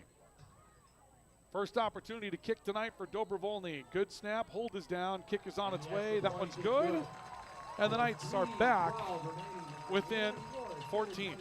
So a score late for Grand Forks Central to try to keep themselves in it. 21-7, Grand Forks Central back within 14. We have a timeout on the field for Apex Apparel and Big Jim's Tire. And we're back with more in a moment. This is our coverage of high school football on the Rivards Turf and Forage, Grand Trailer Sales Sports Network, and KNOX Live Sports. It's game day, and whether you're feeding the family or the entire team, Hugo's is the place to go. Score big with favorites from the meat department, delicious fresh veggies, and don't forget about the bakery to celebrate the big win. Hugo's Family Marketplace, your game day headquarters. Thief River Glass handles it all. Aluminum storefronts, auto glass, windows, shower enclosures, and more. Just like our athletes, we're built for every season. No job is too big or too small. Call 218-681-1333 for year-round dependable service. When you're looking for a change of pace, a change of routine, or a change of scenery, we'll help you find what's next. Berkshire Hathaway Home Services. For you, for life. Grand Forks Central on the board for the first time tonight, trailing 21-7 to the Kindred Vikings. Little onside kick that was expected here, and Luke Starcevic comes up with a recovery, and we'll jump ahead to around the 49-yard line. And it will be first down and 10 for the Kindred Vikings with the clock down to 3:09 to go here in the fourth quarter. So the Knights had to take their chance at getting the football back. Kindred leading 21-7. Brooklyn Bruce gets into the end zone for Grand Forks Central. The American Family Insurance Tyler Nagel Agency replay. Ball right through the hands of Gage Whipple. Lettig looking to throw, sidearms it. Bruce stays with it, comes up with it on the back end. And Grand Forks Central, in a bit of an inauspicious way, is on the board. Whipple out of the shotgun, a blitz from Grand Forks Central's Naz Fisher. Whipple running away from it, a dive by Fisher, missed him from behind, and Whipple turns it up the field and will grab 6 yards on it, and then Whipple gets into it on the end of the play with Eli Thompson as well. And right now, Whipple getting a talking to from Craig Hahn on the near side of the field. 6-yard pickup for Whipple. Had the big break tonight for Gage Whipple. 58-yard run that set up the first points of the game. And right now out to 69 yards on the night. And it's second down and 4 for Kindred. No reason for the Vikings to be in a hurry. Play clock at 10 seconds. Game clock at 2.5. Second down and 4 for the Vikings. Whipple will motion. Miles Steele just from right to left. Snap, they give it away to Hess again up the middle of the field, and Hess cannot be tackled. Breaks another tackle to 30 to 25 and clipped out of bounds, and here comes a flag. And the Central crowd's going to hate that. And I think this is probably some over-officiating that comes in here. Kindred's had a lot of flags go against them tonight. Now they try to kind of even things up. But that's a good play that's being made at the end of a run. And the hit does happen a little late out of bounds, but at the same time, the hit action was being taken in the field of play. And we're going to see a late hit call against Grand Forks Central on the end of this play. So another run for Hess. And he'll pick up 22 yards on the play, and the crowd comes out with the boo birds, and I can understand why. Half the distance here on the play. They'll move it down to the night 10. And first down and 10 coming up for Kindred. They can get a first down just inside the 1-yard line. Clock down to 2 minutes, 12 seconds to go. Stopped on the enforcement of the penalty. And Whipple with Sawyer Hess in the backfield. Hess has been the man tonight for the Kindred Vikings. He's put the team on his back this evening. He runs up the middle, breaks a couple of tackles, and is thrown down by Johnny Sherrick at the 6-yard line. Noah Lease in defensively. So Lease is playing defensively tonight. It's been coach's decision to have Brody Ledegy play the remainder of the game offensively.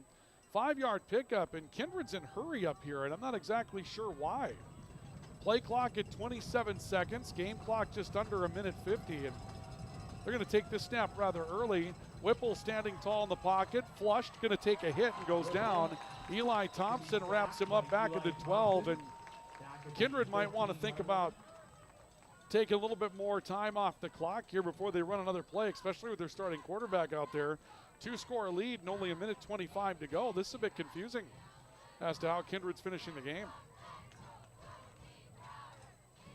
Not about whether or not they score, that's not the point. It's just you've got the game pretty much well in hand, and even though it's only a 2-score game, clock down to a minute to go, it's not really victory formation time because the math doesn't favor you in that regard, but interesting way to go about doing it anyway. So on 3rd down and 12, Whipple out of the pistol, Hess up the middle, sidesteps a tackler, breaks outside, just ran over another, and drives himself down to the 1-yard line. And that's probably going to be a first down. Boy, are they going to say 4th down here? They will. So that means Kindred has to run another play. On 4th down, they can't take a knee. This is about the worst place that you could be if you're the Kindred Vikings. You have to run a play because it's 4th down at the 1-yard line, and there's a 7-second gap between play clock and game clock. So Whipple will come, but they could have run it out if they wouldn't have taken that second snap so quickly. Whipple, men to his right and left, and Thiel just is into the end zone for a touchdown. With 9 seconds to go, Thiel just gets into the end zone from 1 yard out. 1-yard touchdown run by. That's a really surprising way for Kindred to end the football game. It really is. You take a snap with well over 20 seconds left on the play clock when you've got the game won. You take a quarterback sack because of it, and you force yourself into a place where you've got to score a touchdown at the end of the game. And I don't know. Not the way I would have went about finishing the game. We'll just go ahead and say it that way. Graham Hess will come on for the extra point. The kick is on its way, and that looks to be no good. He pushed it wide right. And so that will leave the score at 27-7 with 9 seconds left to go in the game. Kindred going to win it. They'll move to 7-0 on the season. Stick around because we will have our highlights for the post-game report coming up. So don't go anywhere, folks. We get into our post-game report. We'll take a brief break, and we'll come back with the highlights that we have in this one tonight. And a lot of big plays for the Kindred Vikings this evening, no question about that.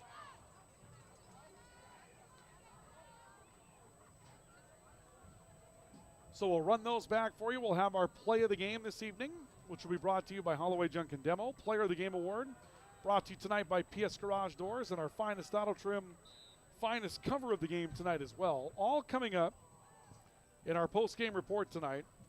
And our post-game report will be brought to you by Spray Advantage. Everything you need for spraying an application on your farm. And also brought to you tonight by the Ski and Bike Shop. Ready to keep you moving coming up this winter season. That's all coming up after a brief timeout. And we'll move into our post-game report, bring you the highlights on this one, and go through some of the numbers. Kindred will kick the football. Very short approach to the kick again. And the ball on the ground for Grand Forks Central.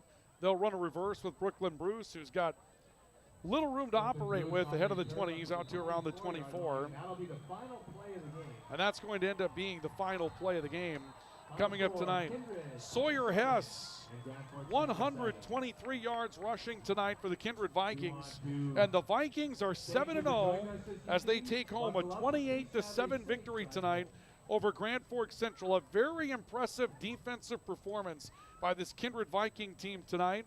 And they're able to put 27 on the board this evening. Both teams making some mistakes early, but Kindred forms up, does enough offensively in the first half, and then uses a strong effort from the defensive line to control the second half of this football game tonight. And Sawyer Hess puts the team on his back and moves the team downfield for a big night as he comes up with a pair of 20-yard rushing touchdowns at the end of the matchup tonight. Our post-game report is on the way next, so do stay with us. It's brought to you by Spring Advantage and and the Ski and Bike Shop. And it's all coming up next on the Rivards Turf and Forage Grand Trailer Sales Sports Network and KNOX Live Sports. Highlights are on the way next. It's game day, and whether you're feeding the family or the entire team, Hugo's is the place to go. Score big with favorites from the meat department, delicious fresh veggies, and don't forget about the bakery to celebrate the big win. Hugo's Family Marketplace, your game day headquarters. Thief River Glass handles it all. Aluminum storefronts, auto glass, windows, shower enclosures, and more. Just like our athletes, we're built for every season. No job is too big or too small. Call 218-681-1333 for year-round dependable service. When you're looking for a change of pace, a change of routine, or a change of scenery, we'll help you find what's next. Berkshire Hathaway Home Services. For you, for life. Ready to launch your future? At Northland Community and Technical College, opportunity starts here. Train for high-demand technical and skilled trades or start with an affordable Associates of Arts degree and transfer with ease. Visit northlandcollege.edu. The Kubota BX Series, rated #1 in durability and owner experience. Talk to your Kubota dealer to schedule a demo. For expert sales and service, visit Acme Equipment or online at acmekubota.com. H&S Electrical Services is proud to support local high school sports. From homes to industry, we deliver safe, reliable electrical solutions. Locally owned and operated, our skilled team ensures quality and service you can trust. H&S, trusted in your homes and businesses.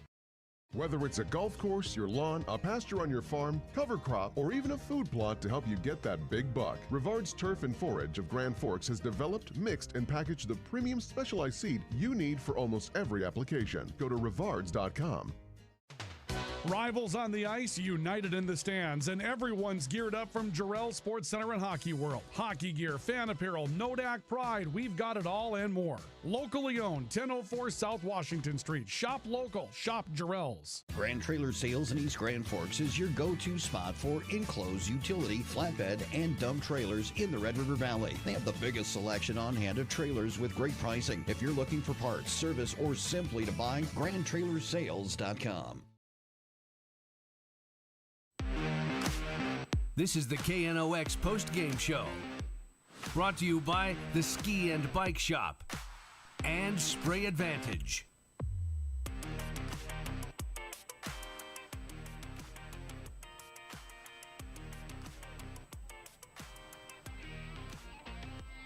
Welcome back to our coverage of high school football tonight in the Rivards Turf and Forage Grand Trailer Sales Sports Network, KNOX Live Sports. Apologies for some technical difficulties there tonight. Fantastic performance by the Kindred Viking defense this evening as the Vikings end up winning tonight by a final score of 27-7 as Kindred wins the battle of number 2 versus number 3 in the state of North Dakota tonight. With the win, Kindred will improve to 7-0 this evening, and with the loss, Grand Forks Central will fall to 6-1. Well, tonight, this was just a simple story of a couple of things for the Kindred Vikings that really set them apart. First of all, they were the first to kind of settle into the football game. Some mistakes early by both teams, but at the end of the opening half, Kindred found a way to distribute the football and make Grand Forks Central's defense really have to defend everything. Early, Kindred tried to throw the football. They got pressured, a quarterback sack early, an incompletion on another pressure, and it really sort of had them guessing. The running game was contained as well, but the Vikings found a way with a fullback offset to move the ball at the end of the opening half, and they threw the football very well at the end of the first half as well. 14-0 lead for Kindred going into the locker room. And then coming back out, you see a situation where that defensive line for the Vikings was just unstoppable. Grand Forks Central ran the ball somewhat effectively, but at times Kindred good against it. And as far as Brody Ledegy trying to throw the football tonight for Grand Forks Central, he had no time. He had absolutely no time to throw the football tonight. Kindred got to him repeatedly, and that was a big factor in the football game. And so again, the storyline coming out of this one tonight, you know about Kindred's offense. Do you know about Kindred's defense? Chances are they do in Kindred, but tonight you find out against a team that's 6-0 that's had a pretty good bit of luck protecting the quarterback and a really good bit of luck running the football. You find out that Kindred's defense is going to stand up to that challenge coming up tonight as well. And those are some of the big takeaways that come out of this one tonight. Our post-game report brought to you this evening by Spring Advantage and by the Ski and Bike Shop. And let's run through the highlights that we had in this one here tonight, show you some of the big plays that came out of this one here this evening. We get it started in the opening quarter of football tonight, and this is Grand Forks Central throwing a pick on their second possession. Their first possession was a fumble. Brooks Bacco right there, just kind of a bad read for Grand Forks Central there. Ball thrown away, and then Kindred on a drive where they finally got things moving. They give things away to Miles Thielges, who goes in for a touchdown, and Kindred took a 7-0 lead at that point. 7-0 until late in the third. I said 14-0. It was 7-0 Kindred. Huge play here. This is Gabe Whipple, the quarterback, calling his own number, and look at the speed that he gets down the field with. It sets up an opportunity for Kindred to find their way into the scoreboard, and they do with Sawyer Hess, who is huge in the second half tonight, and with runs just like that, running his way up the middle for a score. That was one of his 2 touchdown runs from 20 yards tonight, and you'll see another one right here. Again, it's Hess up the middle of the field, and again, sidestepping tacklers. Good surge from the line as well to get him into the end zone. Central comes back with a score late. Couple of plays down the stretch to make them feel better, down 21-0. Here's the throw. Brody Ledegy connecting on the near sideline with Trey Clausen, and that leads to the lone touchdown of the game for Grand Forks Central. Ball that should have been picked off by all intents and purposes through the hands of Whipple, and it's Brooklyn Bruce that comes up with it on the backside to take home the lone touchdown tonight for Grand Forks Central. The Knights end up being beaten tonight by Kindred by a score of 27-7. Post-game report brought to you tonight by the Ski and Bike Shop, and also brought to you tonight by Spring Advantage. The Ski and Bike Shop, ready to keep you moving throughout the course of the winter season. The Ski and Bike Shop has boots, they have skis, they have the Trek bikes that you're looking for maybe an upgrade for next year. And of course, they've got skis and snowboards that you're looking for to get going for this coming winter at the Ski and Bike Shop. It's Spray Advantage, everything you need for spraying an application on your farm. The difference between Spray Advantage and their competitors is that Spray Advantage has what you're looking for in stock. Tips, tanks, nozzles, pumps, grain carts, and seed tenders.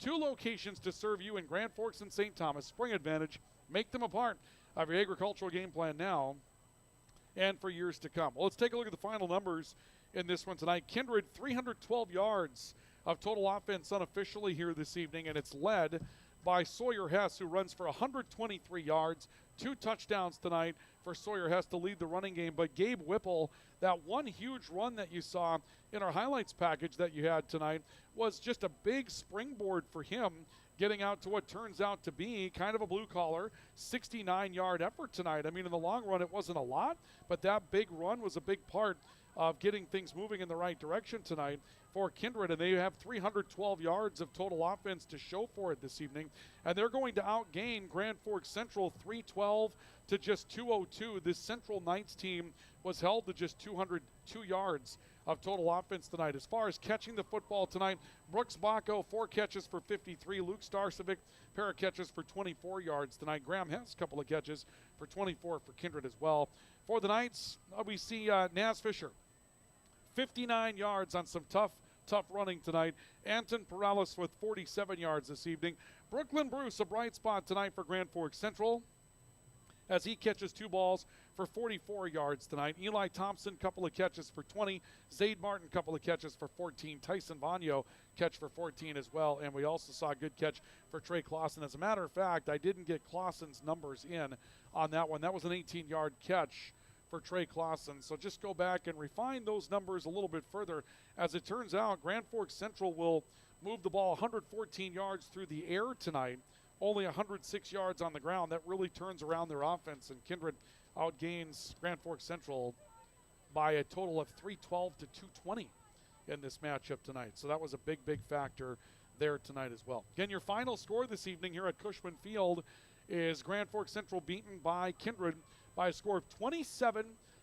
Let's take you through our post-game awards tonight. We'll start with our PS Garage Doors Player of the Game Award, and it's brought to you tonight by PS Garage Doors, where the PS stands for painless shopping. It also stands for Puck Stopper. What does that mean? If your garage door's taken one too many of those, dented, stained, and all the rest of it, then it's time for something new, and it's time for that new item at PS Garage Doors. Call 772-DOOR. Go out and do some painless shopping with them on the other side of the I-29 overpass on Demers in the Industrial Park in Grand Forks. PS Garage Doors with our Player of the Game Award. that we have for you this evening. And normally we hand that out to Grand Forks Central Knight tonight. We're going to give out a pair of Player of the Game awards this evening. My first Player of the Game award will go to Brooklyn Bruce for Grand Forks Central. Only a couple of catches tonight, but Brooklyn, a 31-yard catch, a 13-yard catch. He had a catch on the scoring drive for Grand Forks Central, and of course comes away with a touchdown catch tonight for Grand Forks Central as well. So Brooklyn Bruce, Player of the Game award for Central. But for Kindred this evening, I just can't overlook what Sawyer Hess did for his football team tonight. 123 yards, and you know what? Kindred decided we're not going to get cute. We're not going to the edge. We found something up the middle, and we're just going to work with it. And Sawyer Hess got that done tonight. 123 yards, pair of touchdown scores for Sawyer Hess. He'll be our Kindred Player of the Game tonight, brought to you by PS Garage Doors. Our final award for a player is the Finest Auto Trim Finest Cover of the Game, and it's brought to you by Finest Auto Trim, where, again, their motto is big or small, they cover it all. Finest Auto Trim specializes in the recovery of vehicle and boat seats. If you have a boat that has simply seen a lot of wear and tear this summer and you want to have it out right during ice out, actually when the ice gets out next year, you want to have a boat that's going to support you when you're on the seats. You want to have something that looks good. Bring it to Finest Auto Trim in Grand Forks, 2201 Demers. They'll recover those seats for you. They also make protective covers. So if you have something that you store outside, something like a boat or a pontoon that you picked up this year, a power generator or an AC unit, they can custom make a cover for that for you as well. Finest Auto Trim, big or small, they cover it all with the Finest Auto Trim Finest Cover of the game tonight. Finest cover for the Kindred Vikings tonight going to be Tannen Johnson, a linebacker who racked up tackle after tackle after tackle tonight. He was just absolutely impressive this evening for the Kindred Vikings. And for Grand Forks Central, Eli Thompson will pick up that award again this week, and why not? Eli Thompson, quarterback sack and a pressure on that first possession, gave Gabe Whipple some things to think about early in the game for Kindred. Eli Thompson will be our Finest Auto Trim Finest Cover of the Game award winner, brought to you tonight by Finest Auto Trim. Big or small, they cover it all. Well, we have one final thing that we talk about in our post-game reports throughout the course of the season, and that is our partnership that we have with Northland Community and Technical College in East Grand Forks. Northland Community and Technical College is the pathway to the liberal arts degree that you're looking for right here in your backyard, and for less money than you'll spend in some other places. Northland Community and Technical College has partnered with KNOX Live Sports to fight hunger in our region with Points Against Hunger. The way that our home teams score lead to points, and those points will lead to dollars donated by Northland Community and Technical College to the Pioneer Food Pantry in East Grand Forks, where they work to fight hunger in our region. Tonight, the Knights are on the board for 7 points. $7 will be donated by the Northland Community and Technical College Hunger Fighting Committee. That will go right over to the Pioneer Food Pantry in East Grand Forks. Again, we love to fight hunger. We love to partner with Northland Community and Technical College for that award tonight. And a big thank you to Northland Community and Technical College for bringing you that award all throughout the course of the season. We thank everybody for joining us for this one tonight. Our post-game report brought to you this evening by Spray Advantage, everything you need for spraying and application on your farm, and also brought to you tonight by Finest Auto Trim. Big or small, they cover it all. You may have seen, because of a technical issue there, that Finest Auto Trim logo on top of me there for a while. My apologies on that. We'll try to get that one right next time. Tonight, Central is beaten by Kindred in a big showdown of AA football teams. The Vikings defeat the Knights 28-7. Next week, it's Grand Forks Red River at home to take on Fargo South. That'll be a Thursday night matchup. And on Tuesday, we're back at it in volleyball as Red River will host Fargo North. Join us for that on KNOX Live Sports and also on KNOX Radio. Thanks to everybody who joined us tonight throughout the region. We appreciate all of you, as well as our premier sports partners, Rivard's Turf and Forage, a premium seed dealer in Grand Forks, and Grand Trailer Sales, your home for all things trailer in East Grand Forks. I'm Ryan Cunningham. For, again, Devin Walkenfu stepping in, who did our videography work on a pinch hit performance tonight. Big thank you for him and for all of us at KNOX Live Sports. So long, everybody. On the radio side, back to regular programming. On the video side, we'll see you again coming up next week.